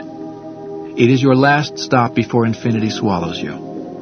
In fact, unless a warrior is in a sublime state of being, infinity will not touch him with a 10-foot pole. So don't spare yourself, don't spare any effort. Push it mercilessly, but elegantly, all the way through. I had met the two people Don Juan had referred to as my two friends who meant so much to me while going to junior college. I used to live in the garage apartment of the house belonging to Patricia Turner's parents. In exchange for room and board, I took care of vacuuming the pool, raking the leaves, putting the trash out, and making breakfast for Patricia and myself. I was also the handyman in the house as well as the family chauffeur. I drove Mrs. Turner to do her shopping, and I bought liquor for Mr. Turner, which I had to sneak into the house and then into his studio. He was an insurance executive who was a solitary drinker. He had promised his family that he was not going to touch the bottle ever again after some serious family altercations due to his excessive drinking. He confessed to me that he had tapered off enormously, but that he needed a swig from time to time. His studio was, of course, off-limits to everybody except me. I was supposed to go in to clean it, but what I really did was hide his bottles inside a beam that appeared to support an arch in the ceiling in the studio, but that was actually hollow. I had to sneak the bottles in and sneak the empties out and dump them at the market. Patricia was a drama and music major in college and a fabulous singer. Her goal was to sing in musicals on Broadway. It goes without saying that I fell head over heels in love with Patricia Turner. She was very slim and athletic, a brunette with angular features and about a head taller than I am, my ultimate requisite for going bananas over any woman. I seemed to fulfill a deep need in her, the need to nurture someone, especially after she realized that her daddy trusted me implicitly. She became my little mommy. I couldn't even open my mouth without her consent. She watched me like a hawk. She even wrote term papers for me, read textbooks, and gave me synopses of them. And I liked it, but not because I wanted to be nurtured. I don't think that that need was ever part of my cognition. I relished the fact that she did it. I relished her company. She used to take me to the movies daily. She had passes to all the big movie theaters in Los Angeles, given to her father courtesy of some movie moguls. Mr. Turner never used them himself. He felt that it was beneath his dignity to flash movie passes. The movie clerks always made the recipients of such passes sign a receipt. Patricia had no qualms about signing anything, but sometimes the nasty clerks wanted Mr. Turner to sign. And when I went to do that, they were not satisfied with only the signature of Mr. Turner. They demanded a driver's license. One of them, a sassy young guy, made a remark that cracked him up, and me too, but which sent Patricia into a fit of fury. "I think you're Mr. Turd," he said with the nastiest smile you could imagine, "not Mr. Turner." I could have sloughed off the remark, but then he subjected us to the profound humiliation of refusing us entrance to see Hercules, starring Steve Reeves. Usually we went everywhere with Patricia's best friend, Sandra Flanagan, who lived next door with her parents. Sandra was quite the opposite of Patricia. She was just as tall, but her face was round, with rosy cheeks and a sensuous mouth. She was healthier than a raccoon. She had no interest in singing. She was only interested in the sensual pleasures of the body. She could eat and drink anything, and digest it. And the feature that finished me off about her, after she had polished off her own plate, she managed to do the same with mine, a thing that, being a picky eater, I had never been able to do in all my life. She was also extremely athletic, but in a rough, wholesome way. She could punch like a man and kick like a mule. As a courtesy to Patricia, I used to do the same chores for Sandra's parents that I did for hers, vacuuming their pool, raking the leaves from their lawn, taking the trash out on trash day, and incinerating papers in flammable trash. That was the time in Los Angeles when the air pollution was increased by the use of backyard incinerators. Perhaps it was because of the proximity or the ease of those young women that I ended up madly in love with both of them. I went to seek advice from a very strange young man who was my friend, Nicholas Van Houten. He had 2 girlfriends, and he lived with both of them, apparently in a state of bliss. He began by giving me, he said, the simplest advice: how to behave in a movie theater if you had 2 girlfriends. He said that whenever he went to a movie with his 2 girlfriends, all his attention was always centered on whoever sat to his left. After a while, the 2 girls would go to the bathroom, and on their return, he would have them change the seating arrangement. Anna would sit where Betty had been sitting, and nobody around them was the wiser. He assured me that this was the first step in a long process of breaking the girls into a matter-of-fact acceptance of the trio situation. Nicholas was rather corny, and he used that trite French expression, ménage à trois. I followed his advice and went to a theater that showed silent movies on Fairfax Avenue in Los Angeles with Patricia and Sandy. I sat Patricia to my left and poured all my attention on her. The 2 girls went to the bathroom, and when they returned, I told them to switch places. I started then to do what Nicholas Van Houten had advised, but Patricia would not put up with any nonsense like that. She stood up and left the theater, offended, humiliated, and raving mad. I wanted to run after her and apologize, but Sandra stopped me. "Let her go," she said with a poisonous smile. "She's a big girl. She has enough money to get a taxi and go home." I fell for it and remained in the theater kissing Sandra, rather nervously, and filled with guilt. I was in the middle of a passionate kiss when I felt someone pulling me backward by the hair. It was Patricia. The row of seats was loose and tilted backward. Athletic Patricia jumped out of the way before the seats where we were sitting crashed on the row of seats behind. I heard the frightened screams of 2 movie watchers who were sitting at the end of the row, by the aisle. Nicholas Van Houten's tip was miserable advice. Patricia, Sandra, and I returned home in absolute silence. We patched up our differences in the midst of very weird promises, tears, the works. The outcome of our 3-sided relationship was that, in the end, we nearly destroyed ourselves. We were not prepared for such an endeavor. We didn't know how to resolve the problems of affection, morality, duty, and social mores. I couldn't leave one of them for the other, and they couldn't leave me. One day, at the climax of a tremendous upheaval, and out of sheer desperation, all 3 of us fled in different directions, never to see one another again. I felt devastated. Nothing of what I did could erase their impact on my life. I left Los Angeles and got busy with endless things in an effort to placate my longing. Without exaggerating in the least, I can sincerely say that I fell into the depths of hell, I believed never to emerge again. If it hadn't been for the influence that Don Juan had on my life and my person, I would never have survived my private demons. I told Don Juan that I knew that whatever I had done was wrong, that I had no business engaging such wonderful people in such sordid, stupid shenanigans that I had no preparation to face. What was wrong, Don Juan said, was that the 3 of you were lost egomaniacs. Your self-importance nearly destroyed you. If you don't have self-importance, you have only feelings. Humor me, he went on, and do the following simple and direct exercise that could mean the world to you. Remove from your memory of those 2 girls any statements that you make to yourself, such as, "She said this or that to me, and she yelled, and the other one yelled at me," and remain at the level of your feelings. If you hadn't been so self-important, what would you have had as the irreducible residue? My unbiased love for them, I said, nearly choking. And is it less today than it was then? Don Juan asked. No, it isn't, Don Juan, I said in truthfulness, and I felt the same pang of anguish that had chased me for years. This time, embrace them from your silence, he said. Don't be a meager asshole. Embrace them totally for the last time. But intend that this is the last time on earth. Intend it from your darkness.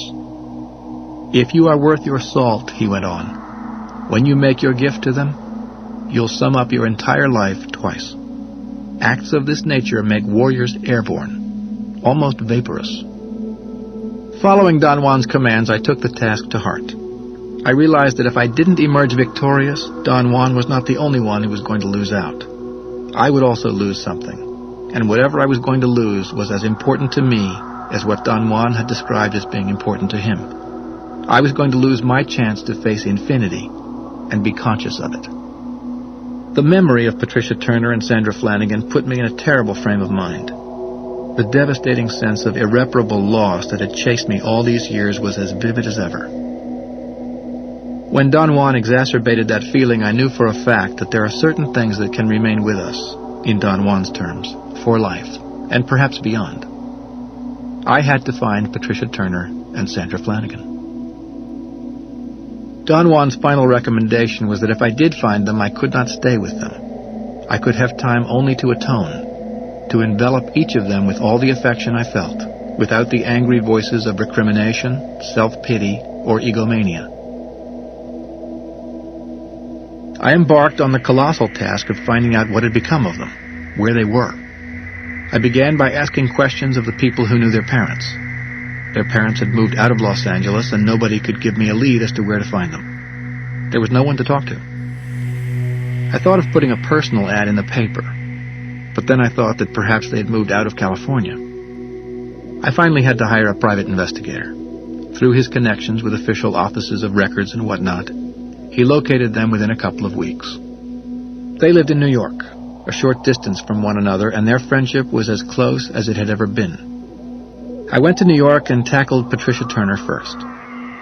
She hadn't made it to stardom on Broadway the way she had wanted to, but she was part of a production. I didn't want to know whether it was in the capacity of a performer or as management. I visited her in her office. She didn't tell me what she did. She was shocked to see me. What we did was just sit together and hold hands and weep. I didn't tell her what I did either. I said that I had come to see her because I wanted to give her a gift that would express my gratitude, and that I was embarking on a journey from which I did not intend to come back. Why such ominous words? She asked, apparently genuinely alarmed. What are you planning to do? Are you ill? You don't look ill. It was a metaphorical statement, I assured her. I'm going back to South America, and I intend to seek my fortune there. The competition is ferocious, and the circumstances are very harsh, that's all. If I want to succeed, I will have to give all I have to it. She seemed relieved and hugged me. She looked the same, except much bigger, much more powerful, more mature, very elegant. I kissed her hands, and the most overwhelming affection enveloped me. Don Juan was right. Deprived of recriminations, all I had were feelings. I want to make you a gift, Patricia Turner, I said. Ask me anything you want, and if it is within my means, I'll get it for you. Did you strike it rich?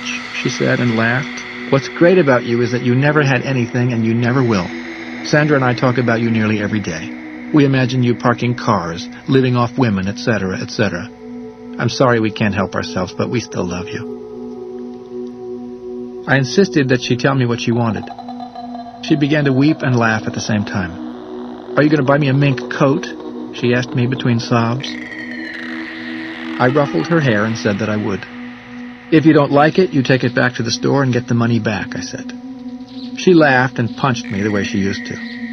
She had to go back to work, and we parted after I promised her that I would come back again to see her, but that if I didn't, I wanted her to understand that the force of my life was pulling me every which way. Yet I would keep the memory of her in me for the rest of my life, and perhaps beyond. I did return, but only to see from a distance how they delivered the mink coat to her. I heard her screams of delight. That part of my task was finished. I left, but I wasn't vaporous, the way Don Juan had said I was going to be. I had opened up an old wound, and it had started to bleed. It wasn't quite raining outside. It was a fine mist that seemed to penetrate all the way to the marrow of my bones. Next, I went to see Sandra Flanagan. She lived in one of the suburbs of New York that is reached by train. I knocked on her door. Sandra opened it and looked at me as if I were a ghost. All the color drained out of her face. She was more beautiful than ever, perhaps because she had filled out and looked as big as a house. "Why, you,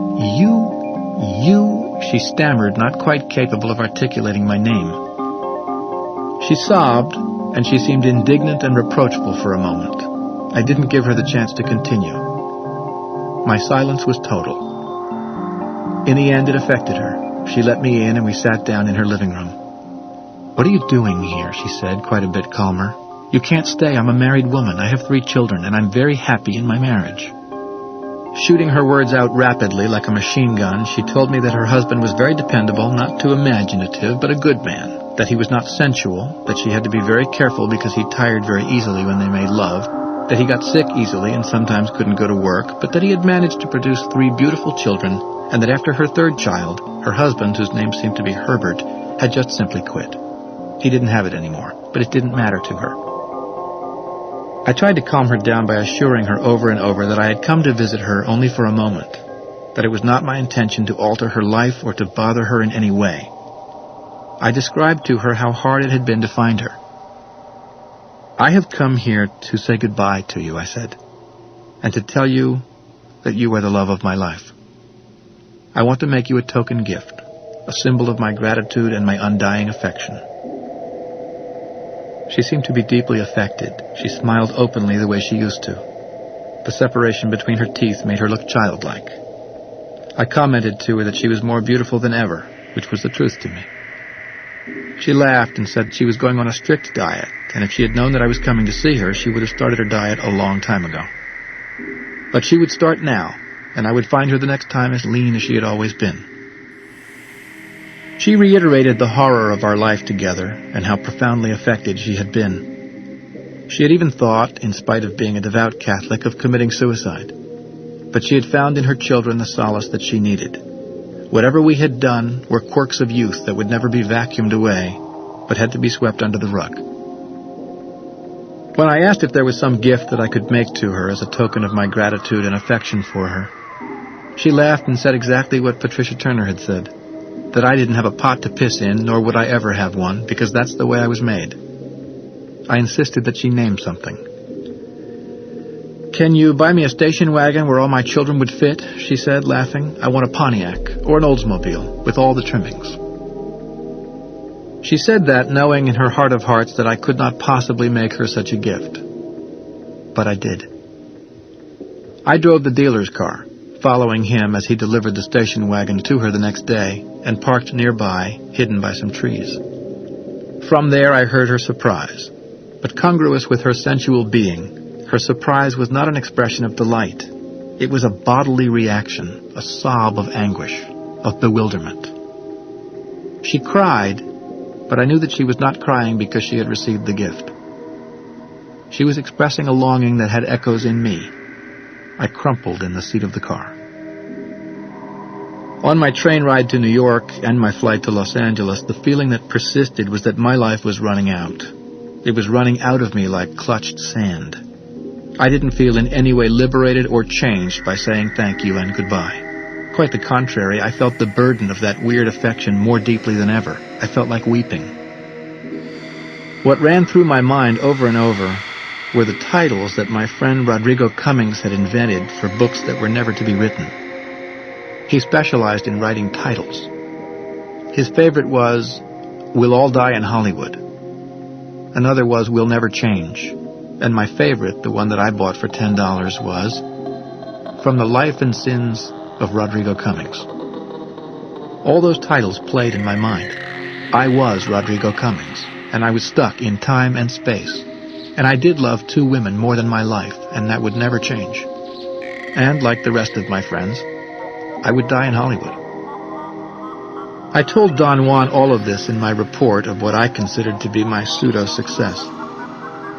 He discarded it shamelessly. He said that what I felt was merely the result of indulging and self-pity, and that in order to say goodbye and thank you and really mean it and sustain it, sorcerers had to remake themselves. Vanquish your self-pity right now, he demanded. Vanquish the idea that you are hurt, and what do you have as the irreducible residue? What I had as the irreducible residue was the feeling that I had made my ultimate gift to both of them, not in the spirit of renewing anything or harming anyone, including myself, but in the true spirit that Don Juan had tried to point out to me, in the spirit of a warrior whose only virtue, he had said, is to keep alive the memory of whatever has affected him, whose only way to say thank you and goodbye was by this act of magic, of storing in his silence whatever he has loved. 4th story. The jump into the abyss. There was only one trail leading to the flat mesa. Once we were on the mesa itself, I realized that it was not as extensive as it had appeared when I had looked at it from a distance. The vegetation on the mesa was not different from the vegetation below, faded green woody shrubs that had the ambiguous appearance of trees. At first I didn't see the chasm. It was only when Don Juan led me to it that I became aware that the mesa ended in a precipice. It wasn't really a mesa, but merely the flat top of a good-sized mountain. The mountain was round and eroded on its east and south faces. However, on part of its west and north sides, it seemed to have been cut with a knife. From the edge of the precipice, I was able to see the bottom of the ravine, perhaps 600 feet below. It was covered with the same woody shrubs that grew everywhere. A whole row of small mountains to the south and to the north of that mountaintop gave the clear impression that they had been part of a gigantic canyon, millions of years old, dug out by a no longer existing river. The edges of that canyon had been erased by erosion. At certain points, they had been leveled with the ground. The only portion still intact was the area where I was standing. "It's solid rock," Don Juan said, as if he were reading my thoughts. He pointed with his chin toward the bottom of the ravine. If anything were to fall down from this edge to the bottom, it would get smashed to flakes on the rock down there. This was the initial dialogue between Don Juan and myself that day on that mountaintop. Prior to going there, he had told me that his time on Earth had come to an end. He was leaving on his definitive journey. His statements were devastating to me. A most peculiar interplay between different levels of my awareness took place then. Don Juan, his cohort Don Genaro, 2 of his apprentices, Pablito and Nestor, and I had climbed to that mountaintop. Pablito, Nestor, and I were there to take care of our last task as apprentices, to jump into an abyss, a most mysterious affair, which Don Juan had explained to me at various levels of awareness, but which has remained an enigma to me to this day. Don Juan jokingly said that I should get my writing pad and start taking notes about our last moments together. He gently poked me in the ribs and assured me, as he hid his laughter, that it would have been only proper, since I had started on the warrior's path by taking notes. Don Genaro cut in and said that other warriors before us had stood on that same flat mountaintop before embarking on their journey to the unknown. Don Juan turned to me and in a soft voice said that soon I would be entering into infinity by the force of my personal power, and that he and Don Genaro were there only to bid me farewell. Don Genaro cut in again and said that I was there also to do the same for them. "Once you have entered into infinity," Don Juan said, "you can't depend on us to bring you back. Your decision is needed then. Only you can decide whether or not to return. I must also warn you that few warriors survive this type of encounter with infinity. Infinity is enticing beyond belief. A warrior finds that to return to the world of disorder, compulsion, noise, and pain is a most unappealing affair. You must know that your decision to stay or to return is not a matter of a reasonable choice, but a matter of intending it. If you choose not to return," he continued, "you will disappear as if the earth had swallowed you. But if you choose to come back, you must tighten your belt, and wait like a true warrior until your task, whatever it might be, is finished, either in success or in defeat. A very subtle change began to take place in my awareness then. I started to remember faces of people who I wasn't sure I had met. Strange feelings of anguish and affection started to rise within my being. Don Juan's voice was no longer audible. I was suddenly possessed by the most unbearable love for those persons, whoever they may have been. My feelings for them were beyond words. I sensed their presence, as if I had lived another life before, or as if I were feeling for people I had known in a dream. I sensed that their outside forms shifted. They began by being tall and ended up petite. What was left intact was their essence, the very thing that produced my unbearable longing for them. Don Juan came to my side and said to me, "The agreement was that you remain in the awareness of the daily world." His voice was harsh and authoritative. "Today, you are going to fulfill a concrete task," he went on, "the last link of a long chain, and you must do it in your utmost mood of reason." I'd never heard Don Juan talk to me in that tone of voice. He was a different man at that instant, yet he was thoroughly familiar to me. I meekly obeyed him and went back to the awareness of the world of everyday life. I didn't know that I was doing this, however. To me, it appeared on that day as if I had acquiesced to Don Juan out of fear and respect. Don Juan spoke to me next in the tone I was accustomed to. What he said was also very familiar. He said that the backbone of a warrior is humbleness and efficiency, acting without expecting anything and withstanding anything that lies ahead of him. I went at that point through another shift in my level of awareness. My mind focused on a thought or a feeling of anguish. I knew then that I had made a pact with some people to die with them, and I couldn't remember who they were.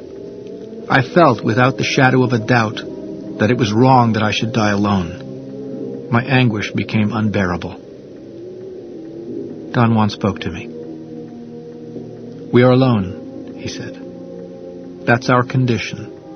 But to die alone is not to die in loneliness." I took big gulps of air to erase my tension.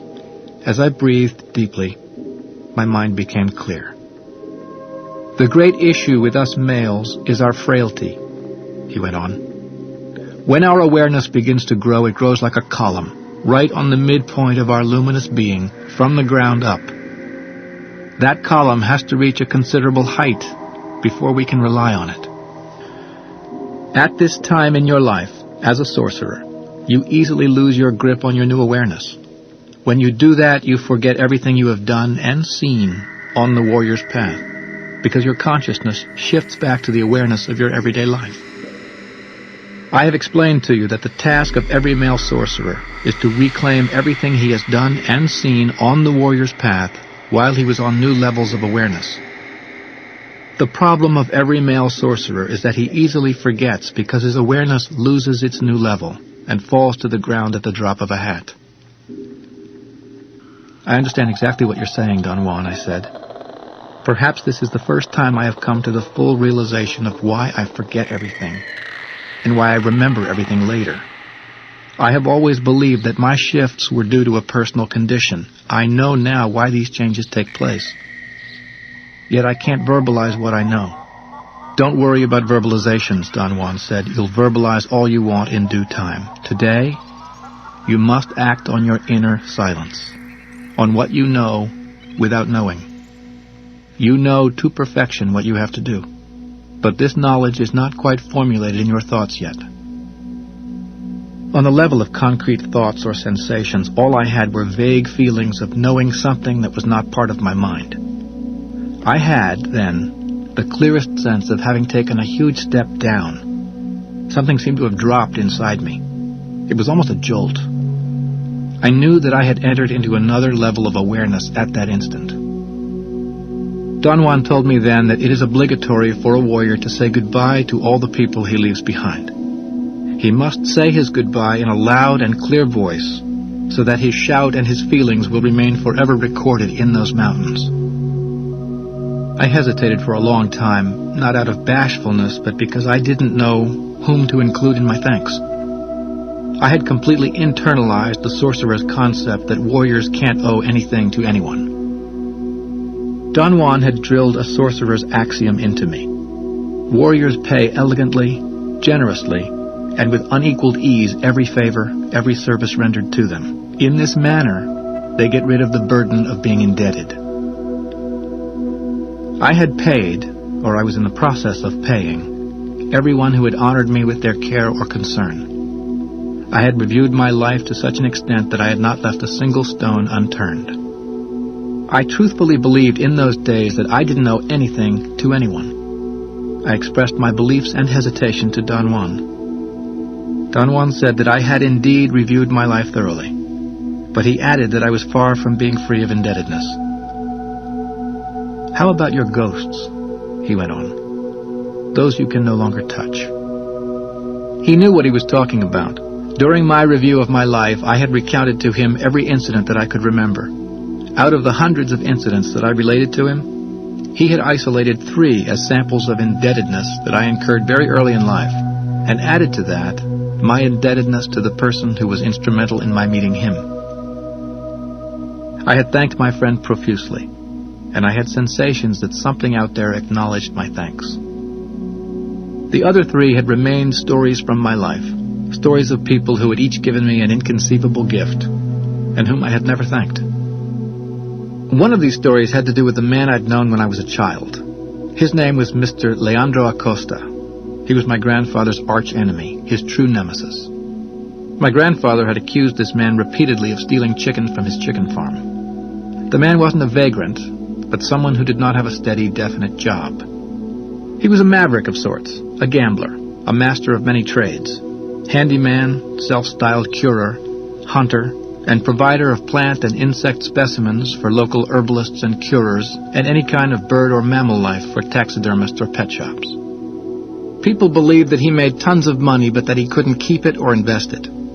His detractors and friends alike believed that he could have established the most prosperous business in the area, doing what he knew best, searching for plants and hunting animals, but that he was cursed with a strange disease of the spirit that made him restless, incapable of tending to anything for any length of time. One day, while I was taking a stroll on the edge of my grandfather's farm, I noticed that someone was watching me from between the thick bushes at the forest's edge. It was Mr. Acosta. He was squatting inside the bushes of the jungle itself, and would have been totally out of sight had it not been for my sharp, 8-year-old eyes. No wonder my grandfather thinks that he comes to steal chickens, I thought. I believed that no one else but me could have noticed him. He was utterly concealed by his motionlessness. I had caught the difference between the bushes and his silhouette by feeling rather than sight. I approached him. The fact that people rejected him so viciously, or liked him so passionately, intrigued me no end. "What are you doing there, Mr. Acosta?" I asked, daringly.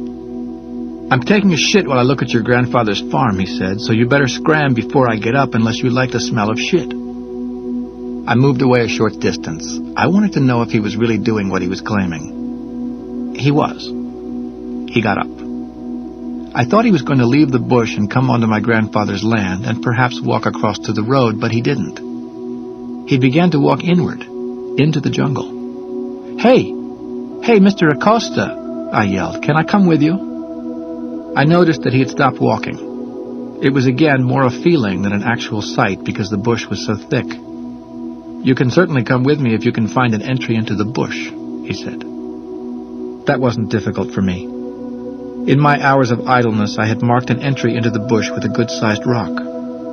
I had found out through an endless process of trial and error that there was a crawling space there, which if I followed for 3 or 4 yards turned into an actual trail on which I could stand up and walk. Mr. Acosta came to me and said, "Bravo, kid, you've done it. Yes, come with me if you want to."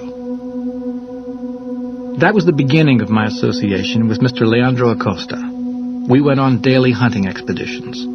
Our association became so obvious, since I was gone from the house from dawn to sunset without anybody ever knowing where I went, that finally my grandfather admonished me severely. "You must select your acquaintances," he said, "or you will end up being like them. I will not tolerate this man affecting you in any way imaginable.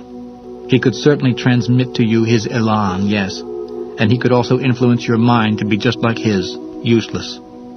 I'm telling you, if you don't put an end to this, I will. I'll send the authorities after him on charges of stealing my chickens, because you know damn well that he comes every day and steals them." I tried to show my grandfather the absurdity of his charges. Mr. Acosta didn't have to steal chickens. He had the vastness of that jungle at his command. He could have drawn from that jungle anything he wanted.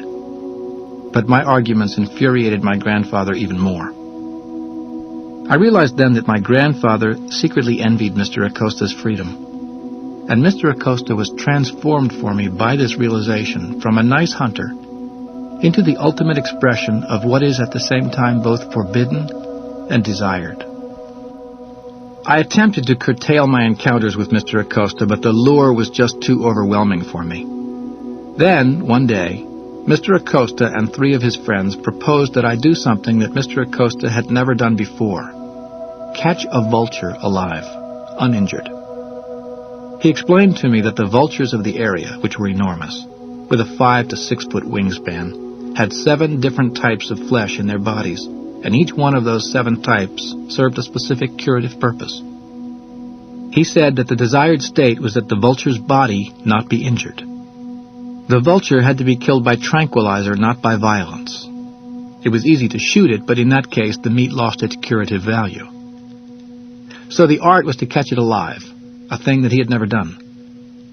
He had figured out, though, that with my help, and the help of his 3 friends, he had the problem licked. He assured me that his was a natural conclusion arrived at after hundreds of occasions on which he had observed the behavior of vultures. "We need a dead donkey in order to perform this feat, something which we have," he declared ebulliently. He looked at me, waiting for me to ask the question of what would be done with the dead donkey. Since the question was not asked, he proceeded. "We remove the intestines and we put some sticks in there to keep the roundness of the belly. The leader of the turkey vultures is the king. He is the biggest, the most intelligent," he went on. "No sharper eyes exist. That's what makes him a king. He'll be the one who will spot the dead donkey, and the first who will land on it. He'll land downwind from the donkey to really smell that it is dead. The intestines and soft organs that we are going to draw out of the donkey's belly will pile by his rear end, outside. This way it looks like a wildcat has already eaten some of it. Then, lazily, the vulture will come closer to the donkey. He'll take his time. He'll come hopping, flying, and then he will land on the dead donkey's hip and begin to rock the donkey's body. He would turn it over if it were not for the 4 sticks that we will stake into the ground as part of the armature. He'll stand on the hip for a while. That will be the clue for other vultures to come and land there in the vicinity. Only when he has 3 or 4 of his companions down with him will the king vulture begin his work." "And what is my role in all this, Mr. Acosta?" I asked. "You hide inside the donkey," he said with a deadpan expression. "Nothing to it. I give you a pair of specially designed leather gloves, and you sit there and wait until the king turkey vulture rips the anus of the dead donkey open with his enormous powerful beak and sticks his head in to begin eating. Then you grab him by the neck with both hands and don't let go. My 3 friends and I will be hiding on horseback in a deep ravine. I'll be watching the operation with binoculars. When I see that you have grabbed the king vulture by the neck, we'll come at full gallop and throw ourselves on top of the vulture and subdue him." "Can you subdue that vulture, Mr. Acosta?" I asked him. Not that I doubted his skill, I just wanted to be reassured. "Of course I can," he said with all the confidence in the world. "We're all going to be wearing gloves and leather leggings. The vulture's talons are quite powerful. They could break a shin bone like a twig." There was no way out for me. I was caught, nailed by an exorbitant excitation. My admiration for Mr. Leandro Acosta knew no limits at that moment. I saw him as a true hunter, resourceful, cunning, knowledgeable. "Okay, let's do it then," I said. "That's my boy," said Mr. Acosta. "I expected as much from you."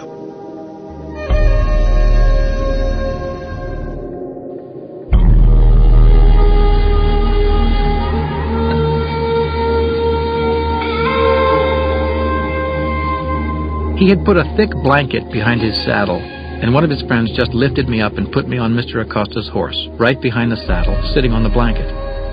"Hold on to the saddle," Mr. Acosta said. "And as you hold on to the saddle, hold the blanket, too." We took off at a leisurely trot. We rode for perhaps an hour until we came to some flat, dry, desolate lands. We stopped by a tent that resembled a vendor's stand in a market. It had a flat roof for shade. Underneath that roof was a dead brown donkey. It didn't seem that old. It looked like an adolescent donkey. Neither Mr. Acosta nor his friends explained to me whether they had found or killed the dead donkey. I waited for them to tell me, but I wasn't going to ask. While they made the preparations, Mr. Acosta explained that the tent was in place because vultures were on the lookout from huge distances out there, circling very high, out of sight but certainly capable of seeing everything that was going on. "Those creatures are creatures of sight alone," Mr. Acosta said. "They have miserable ears and their noses are not as good as their eyes. We have to plug every hole of the carcass. I don't want you to be peeking out of any hole, because they will see your eye and never come down. They must see nothing." They put some sticks inside the donkey's belly and crossed them, leaving enough room for me to crawl in. At one moment I finally ventured the question that I was dying to ask. "Tell me, Mr. Acosta, this donkey surely died of illness, didn't he? Do you think its disease could affect me?" Mr. Acosta raised his eyes to the sky. "Come on, you cannot be that dumb. Donkeys' diseases cannot be transmitted to man. Let's live this adventure and not worry about stupid details. If I were shorter, I'd be inside that donkey's belly myself. Do you know what it is to catch the king of turkey buzzards?" I believed him. His words were sufficient to set up a cloak of unequaled confidence over me. I wasn't going to get sick and miss the event of events. The dreaded moment came when Mr. Acosta put me inside the donkey. Then they stretched the skin over the armature and began to sew it closed. They left, nevertheless, a large area open at the bottom, against the ground, for air to circulate in. The horrendous moment for me came when the skin was finally closed over my head like the lid of a coffin. I breathed hard, thinking only about the excitement of grabbing the king of vultures by the neck. Mr. Acosta gave me last-minute instructions. He said that he would let me know by a whistle that resembled a bird call when the king vulture was flying around and when it had landed, so as to keep me informed and prevent me from fretting or getting impatient. Then I heard them pulling down the tent, followed by their horses galloping away. It was a good thing that they hadn't left a single space open to look out from, because that's what I would have done. The temptation to look up and see what was going on was nearly irresistible. A long time went by in which I didn't think of anything. Then I heard Mr. Acosta's whistling, and I presumed the king vulture was circling around. My presumption turned to certainty when I heard the flapping of powerful wings, and then, suddenly, the dead donkey's body began to rock as if it were in a windstorm. Then I felt a weight on the donkey's body, and I knew that the king vulture had landed on the donkey and was not moving anymore. I heard the flapping of other wings and the whistling of Mr. Acosta in the distance. Then I braced myself for the inevitable. The body of the donkey began to shake as something started to rip the skin. Then, suddenly, a huge, ugly head with a red crest, an enormous beak, and a piercing open eye burst in. I yelled with fright and grabbed the neck with both hands. I think I stunned the king vulture for an instant because he didn't do anything, which gave me the opportunity to grab his neck even harder, and then all hell broke loose. He ceased to be stunned and began to pull with such force that I was smashed against the structure, and in the next instant I was partially out of the donkey's body, armature and all, holding onto the neck of the invading beast for dear life. I heard Mr. Acosta's galloping horse in the distance. I heard him yelling, "Let go, boy! Let go! He's going to fly away with you!" The king vulture indeed was going to either fly away with me holding onto his neck, or rip me apart with the force of his talons. The reason he couldn't reach me was because his head was sunk halfway into the viscera and the armature. His talons kept slipping on the loose intestines, and they never actually touched me. Another thing that saved me was that the force of the vulture was involved in pulling his neck out from my clasp, and he could not move his talons far forward enough to really injure me. The next thing I knew, Mr. Acosta had landed on top of the vulture at the precise moment that my leather gloves came off my hands. Mr. Acosta was beside himself with joy. "We've done it, boy! We've done it!" he said. "The next time we will have longer stakes on the ground that the vulture cannot yank out, and you will be strapped to the structure. My relationship with Mr. Acosta had lasted long enough for us to catch a vulture. Then my interest in following him disappeared as mysteriously as it had appeared, and I never really had the opportunity to thank him for all the things that he had taught me. Don Juan said that he had taught me the patience of a hunter at the best time to learn it. And above all, he had taught me to draw from solitariness all the comfort that a hunter needs. You cannot confuse solitude with solitariness, Don Juan explained to me once. Solitude for me is psychological, of the mind. Solitariness is physical. One is debilitating, the other comforting. For all this, Don Juan had said, I was indebted to Mr. Acosta forever, whether or not I understood indebtedness the way warriors understand it. The second person Don Juan thought I was indebted to was a 10-year-old child I'd known growing up. His name was Armando Velez. Just like his name, he was extremely dignified, starchy, a little old man. I liked him very much because he was firm and yet very friendly. He was someone who could not easily be intimidated. He would fight anyone if he needed to, and yet he was not a bully at all. The two of us used to go on fishing expeditions. We used to catch very small fish that lived under rocks and had to be gathered by hand. We would put the tiny fish we caught to dry in the sun and eat them raw, all day sometimes. I also liked the fact that in addition to being resourceful and clever, he was ambidextrous. He could throw a rock with his left hand farther than with his right. We had endless competitive games in which, to my ultimate chagrin, he always won. He used to sort of apologize to me for winning by saying, "If I slow down and let you win, you'll hate me. It'll be an affront to your manhood, so try harder." Because of his excessively starchy behavior, we used to call him Senor Velez, but the senor was shortened to Show, a custom typical of the region in South America where I come from. One day, Show Velez asked me something quite unusual. He began his request, naturally, as a challenge to me. "I'll bet anything," he said, "that I know something that you wouldn't dare do." "What are you talking about, Show Velez?" "You wouldn't dare go down a river in a raft." "Oh, yes, I would. I've done it in a flooded river. I got stranded on an island for 8 days once. They had to drift food to me." This was the truth. My other best friend was a child nicknamed Crazy Shepherd. We got stranded in a flood on an island once with no way for anyone to rescue us. Townspeople expected the flood to overrun the island and kill us both. They drifted baskets of food down the river in the hope that they would land on the island, which they did. The townspeople kept us alive in this fashion until the water had subsided enough for them to reach us with a raft and pull us to the banks of the river. "No, this is a different affair," Chauvelis continued with his erudite attitude. "This one implies going on a raft down a subterranean river." He pointed out that a huge section of a local river went through a mountain. That subterranean section of the river had always been a most intriguing place for me.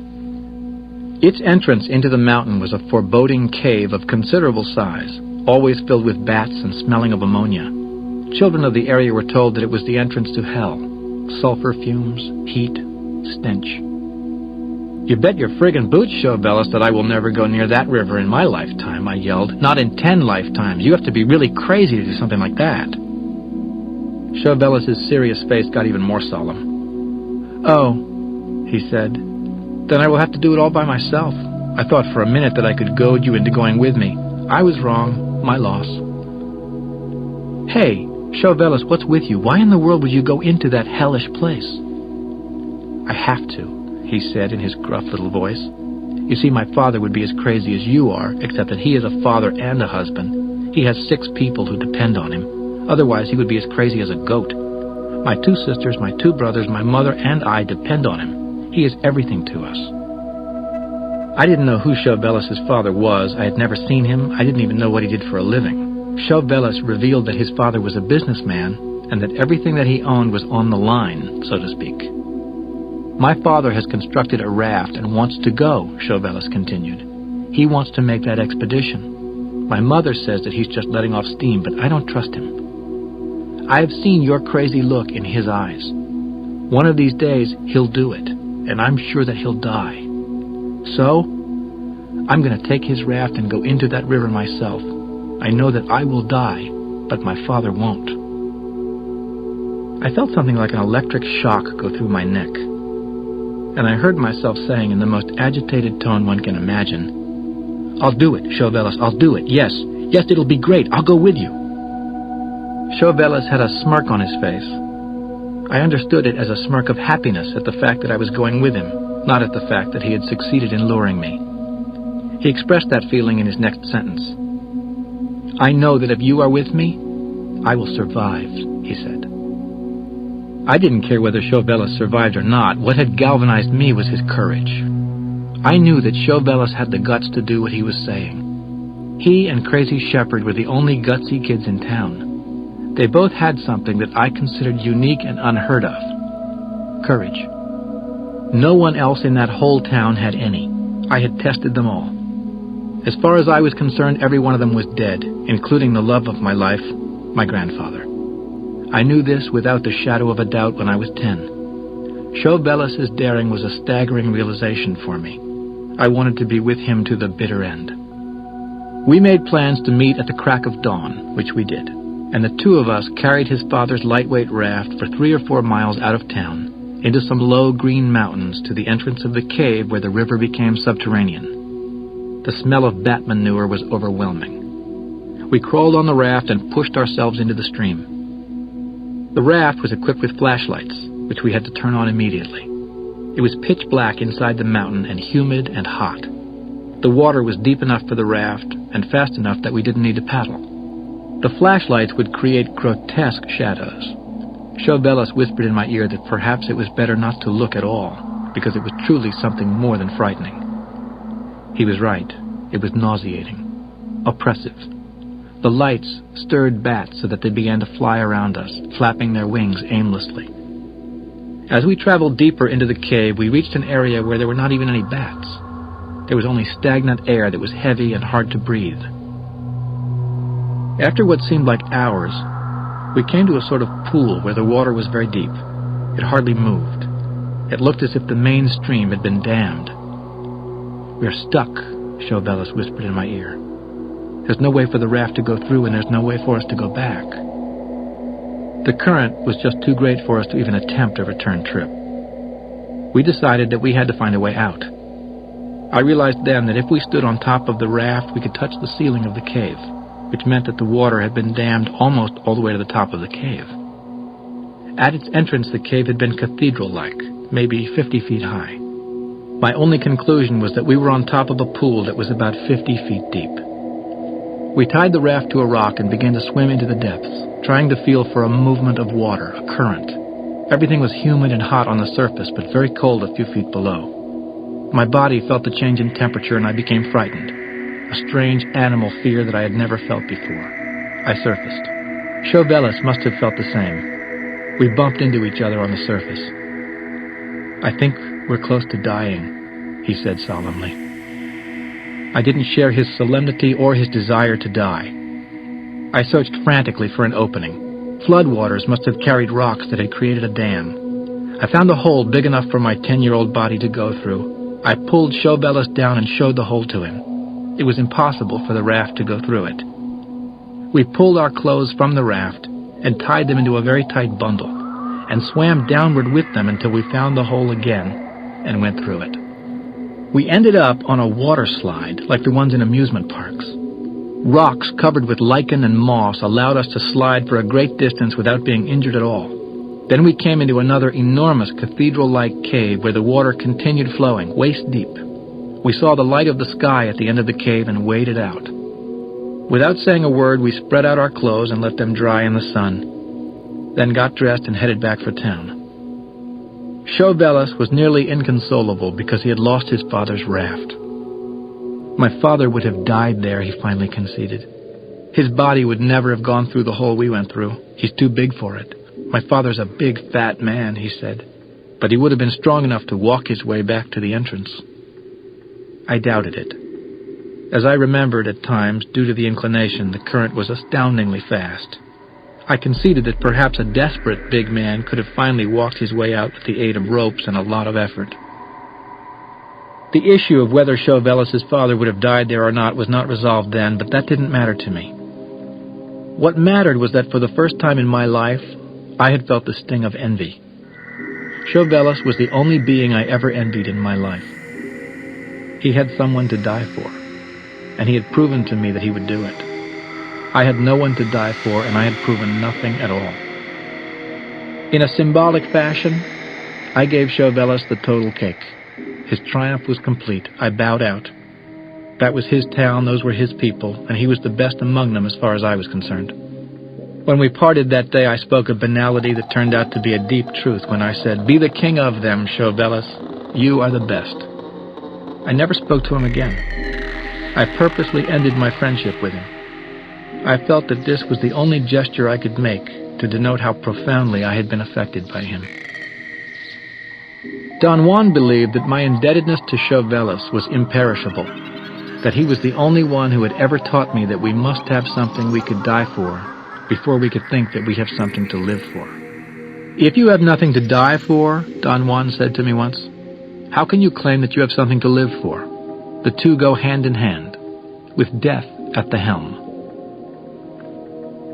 The third person Don Juan thought I was indebted to beyond my life and my death was my grandmother on my mother's side. In my blind affection for my grandfather, the male, I had forgotten the real source of strength in that household, my very eccentric grandmother. Many years before I came to their household, she had saved a local Indian from being lynched. He was accused of being a sorcerer. Some irate young men were actually hanging him from a tree on my grandmother's property. She came upon the lynching and stopped it. All the lynchers seemed to have been her godsons, and they wouldn't dare go against her. She pulled the man down and took him home to cure him. The rope had already cut a deep wound on his neck. His wounds healed, but he never left my grandmother's side. He claimed that his life had ended the day of the lynching, and that whatever new life he had no longer belonged to him. It belonged to her. Being a man of his word, he dedicated his life to serving my grandmother. He was her valet, majordomo, and counselor. My aunts said that it was he who had advised my grandmother to adopt a newborn orphan child as her son, something that they resented more than bitterly. When I came into my grandparents' house, my grandmother's adopted son was already in his late 30s. She had sent him to study in France. One afternoon, out of the blue, a most elegantly dressed, husky man got out of a taxi in front of the house. The driver carried his leather suitcases to the patio. The husky man tipped the driver generously. I noticed in one glance that the husky man's features were very striking.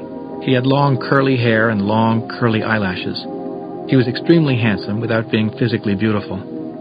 His best feature was, however, his beaming, open smile, which he immediately turned on me. "May I ask your name, young man?" he said with the most beautiful stage voice I'd ever heard. The fact that he had addressed me as young man had won me over instantly. "My name is Carlos Aranjas, sir," I said, "and may I ask in turn what is yours?" He made a gesture of mock surprise. He opened his eyes wide and jumped backwards as if he had been attacked. Then he began to laugh uproariously. At the sound of his laughter, my grandmother came out to the patio. When she saw the husky man, she screamed like a small girl and threw her arms around him in a most affectionate embrace. He lifted her up as if she weighed nothing and twirled her around. I noticed then that he was very tall. His huskiness hid his height. He actually had the body of a professional fighter. He seemed to notice that I was eyeing him. He flexed his biceps. "I've done some boxing in my day, sir," he said, thoroughly aware of what I was thinking. My grandmother introduced him to me. She said that he was her son Antoine, her baby, the apple of her eye. She said that he was a dramatist, a theater director, a writer, a poet. The fact that he was so athletic was his winning ticket with me. I didn't understand at first that he was adopted. I noticed, however, that he didn't look at all like the rest of the family. While every one of the members of my family were corpses that walked, he was alive, vital from the inside out. We hit it off marvelously. I liked the fact that he worked out every day punching a bag.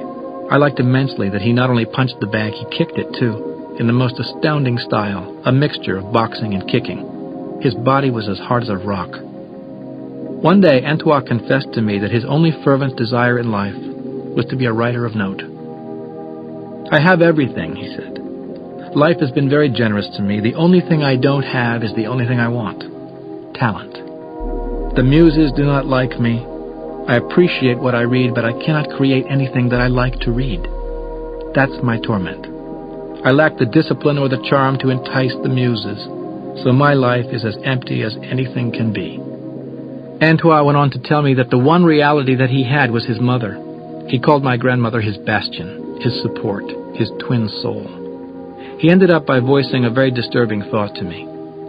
If I didn't have my mother, he said, I wouldn't live. I realized then how profoundly tied he was to my grandmother. All the horror stories that my aunts had told me about the spoiled child Antoine became suddenly very vivid for me. My grandmother had really spoiled him beyond salvation. Yet they seemed so very happy together. I saw them sitting for hours on end, his head on her lap as if he were still a child. I had never heard my grandmother converse with anybody for such lengths of time. Abruptly, one day Antoine started to produce a lot of writing. He began to direct a play at the local theater, a play that he had written himself. When it was staged, it became an instant success. His poems were published in the local paper. He seemed to have hit a creative streak. But only a few months later, it all came to an end. The editor of the town's paper publicly denounced Antoine. He accused him of plagiarism and published in the paper the proof of Antoine's guilt. My grandmother, of course, would not hear of her son's misbehavior. She explained it all as a case of profound envy. Every one of those people in that town was envious of the elegance, the style of her son. They were envious of his personality, of his wit. Indeed, he was the personification of elegance and savoir-faire. But he was a plagiarist for sure. There was no doubt about it. Antoine never explained his behavior to anyone. I liked him too much to ask him anything about it. Besides, I didn't care. His reasons were his reasons as far as I was concerned. But something was broken. From then on, our lives moved in leaps and bounds, so to speak. Things changed so drastically in the house from one day to the next that I grew accustomed to expect anything, the best or the worst. One night, my grandmother walked into Antoine's room in a most dramatic fashion. There was a look of hardness in her eyes that I had never seen before. Her lips trembled as she spoke. "Something terrible has happened, Antoine," she began. Antoine interrupted her. He begged her to let him explain. She cut him off abruptly. "No, Antoine, no," she said firmly. "This has nothing to do with you, it has to do with me. At this very difficult time for you, something of greater importance yet has happened. Antoine, my dear son, I have run out of time. I want you to understand that this is inevitable," she went on. "I have to leave, but you must remain. You are the sum total of everything that I have done in this life. Good or bad, Antoine, you are all I am. Give life a try. In the end, we will be together again anyway. Meanwhile, however, do, Antoine, do. Whatever, it doesn't matter what, as long as you do."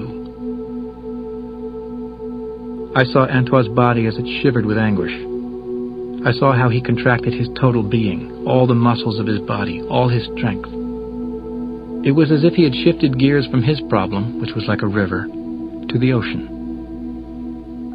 "Promise me that you won't die until you die," she shouted at him. Antoine nodded his head. My grandmother, the next day, on the advice of her sorcerer counselor, sold all her holdings, which were quite sizable, and turned the money over to her son Antoine. And the following day, very early in the morning, the strangest scene that I had ever witnessed took place in front of my 10-year-old eyes. The moment in which Antoine said goodbye to his mother. It was a scene as unreal as the set of a moving picture. Unreal in the sense that it seemed to have been concocted, written down somewhere, created by a series of adjustments that a writer makes and a director carries out. The patio of my grandparents' house was the setting. Antoine was the main protagonist, his mother the leading actress. Antoine was traveling that day. He was going to the port. He was going to catch an Italian liner and go over the Atlantic to Europe on a leisurely cruise. He was as elegantly dressed as ever. A taxi driver was waiting for him outside the house, blowing the horn of his taxi impatiently. I had witnessed Antoine's last feverish night when he tried, as desperately as anyone can try, to write a poem for his mother. "It is crap," he said to me, everything that I write is crap. I'm a nobody.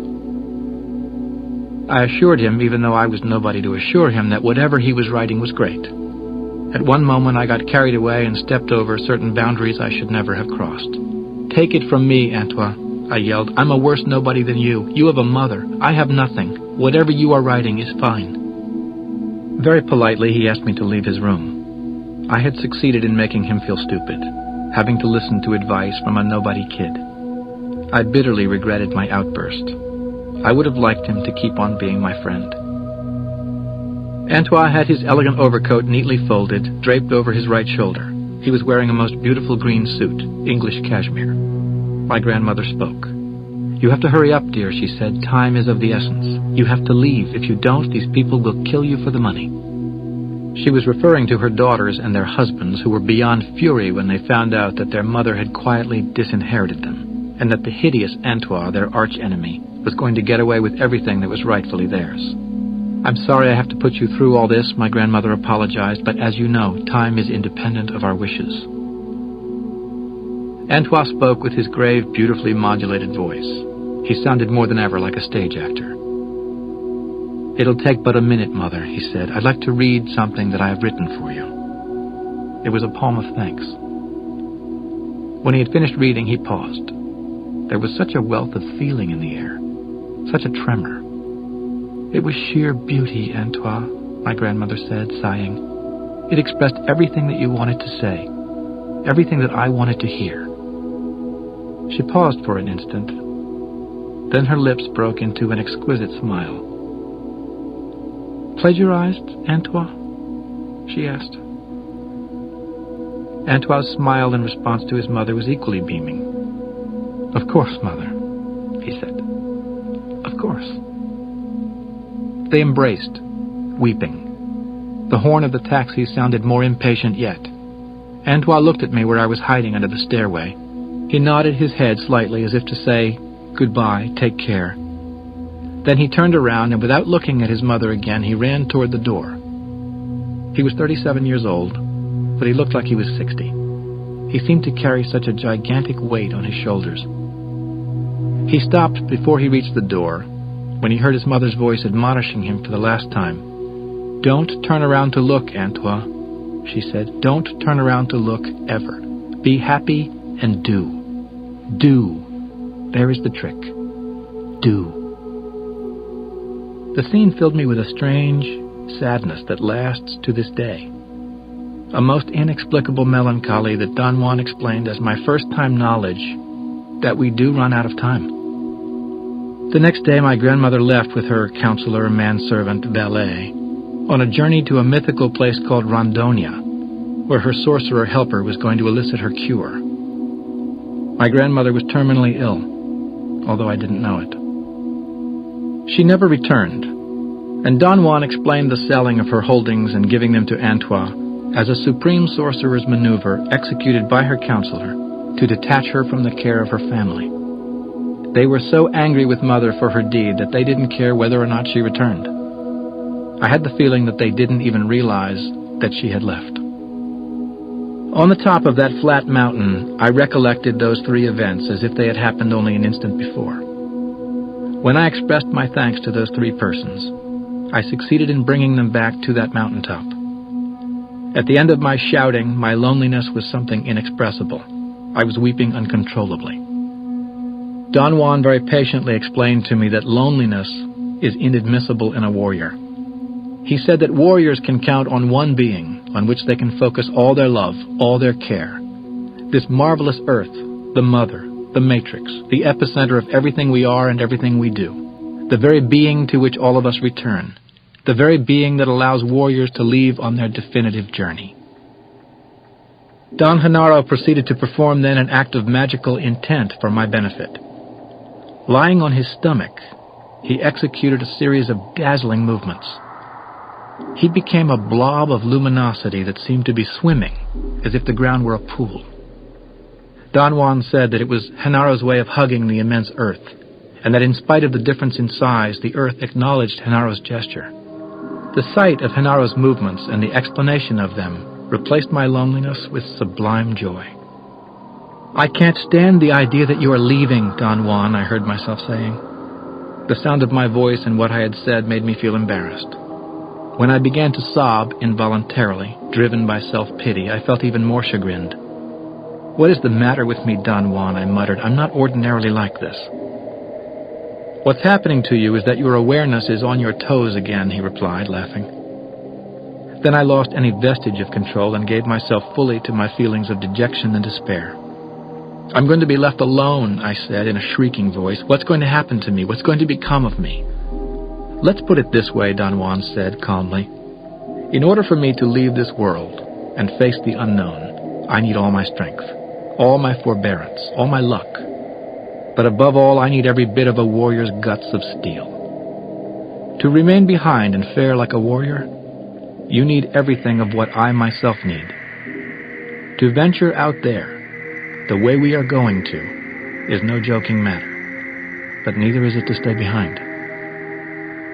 I had an emotional outburst and kissed his hand. "Whoa, whoa, whoa," he said. "Next thing you're going to make a shrine for my guaraches." The anguish that gripped me turned from self-pity to a feeling of unequaled loss. "You are leaving," I muttered. "My God, leaving forever." At that moment, Don Juan did something to me that he had done repeatedly since the first day I had met him. His face puffed up as if the deep breath he was taking inflated him. He tapped my back forcefully with the palm of his left hand and said, "Get up from your toes. Lift yourself up." In the next instant, I was once again coherent, complete, in control. I knew what was expected of me. There was no longer any hesitation on my part or any concern about myself. I didn't care what was going to happen to me when Don Juan left. I knew that his departure was imminent. He looked at me, and in that look his eyes said it all. "We will never be together again," he said softly. "You don't need my help anymore, and I don't want to offer it to you because if you are worth your salt as a warrior, you'll spit in my eye for offering it to you. Beyond a certain point, the only joy of a warrior is his aloneness. I wouldn't like you to try to help me either. Once I leave, I am gone. Don't think about me, for I won't think about you. If you are a worthy warrior, be impeccable. Take care of your world, honor it, guard it with your life."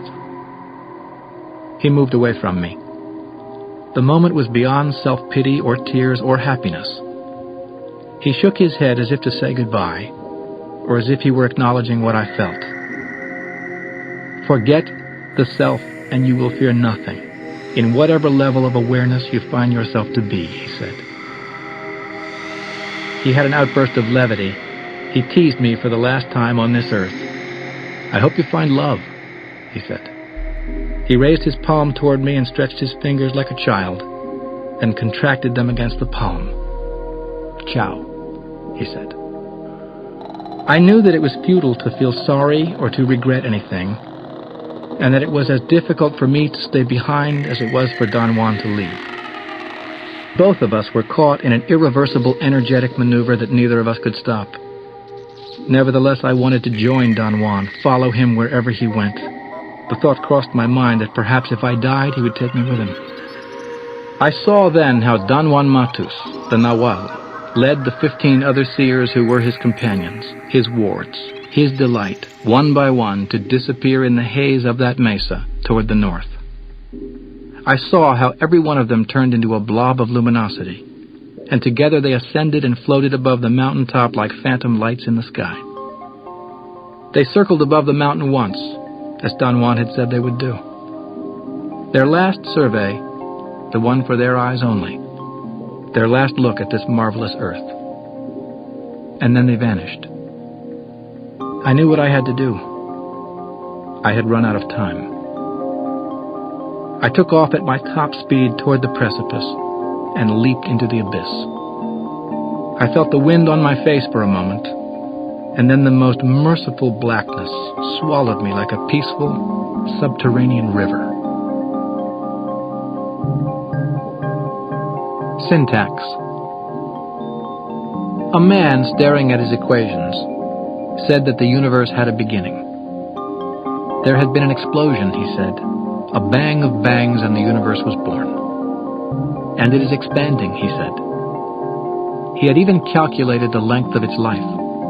10 billion revolutions of the Earth around the Sun. The entire globe cheered. They found his calculations to be science.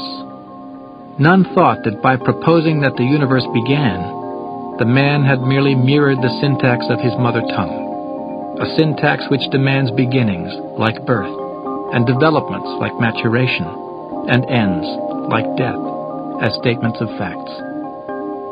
The universe began, and it is getting old, the man assured us, and it will die like all things die, like he himself died, after confirming mathematically the syntax of his mother tongue. The other syntax.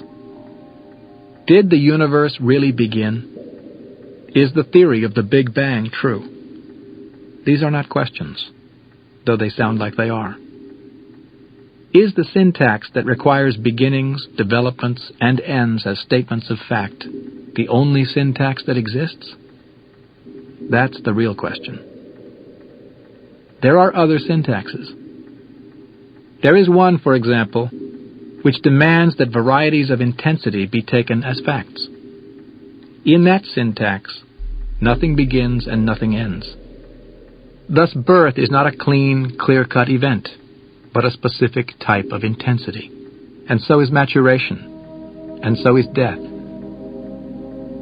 A man of that syntax, looking over his equations, finds that he has calculated enough varieties of intensity to say with authority that the universe never began and will never end, but that it has gone and is going now and will go through endless fluctuations of intensity. That man could very well conclude that the universe itself is the chariot of intensity, and that one can board it to journey through changes without end. He will conclude all that, and much more, perhaps without ever realizing that he is merely confirming the syntax of his mother tongue.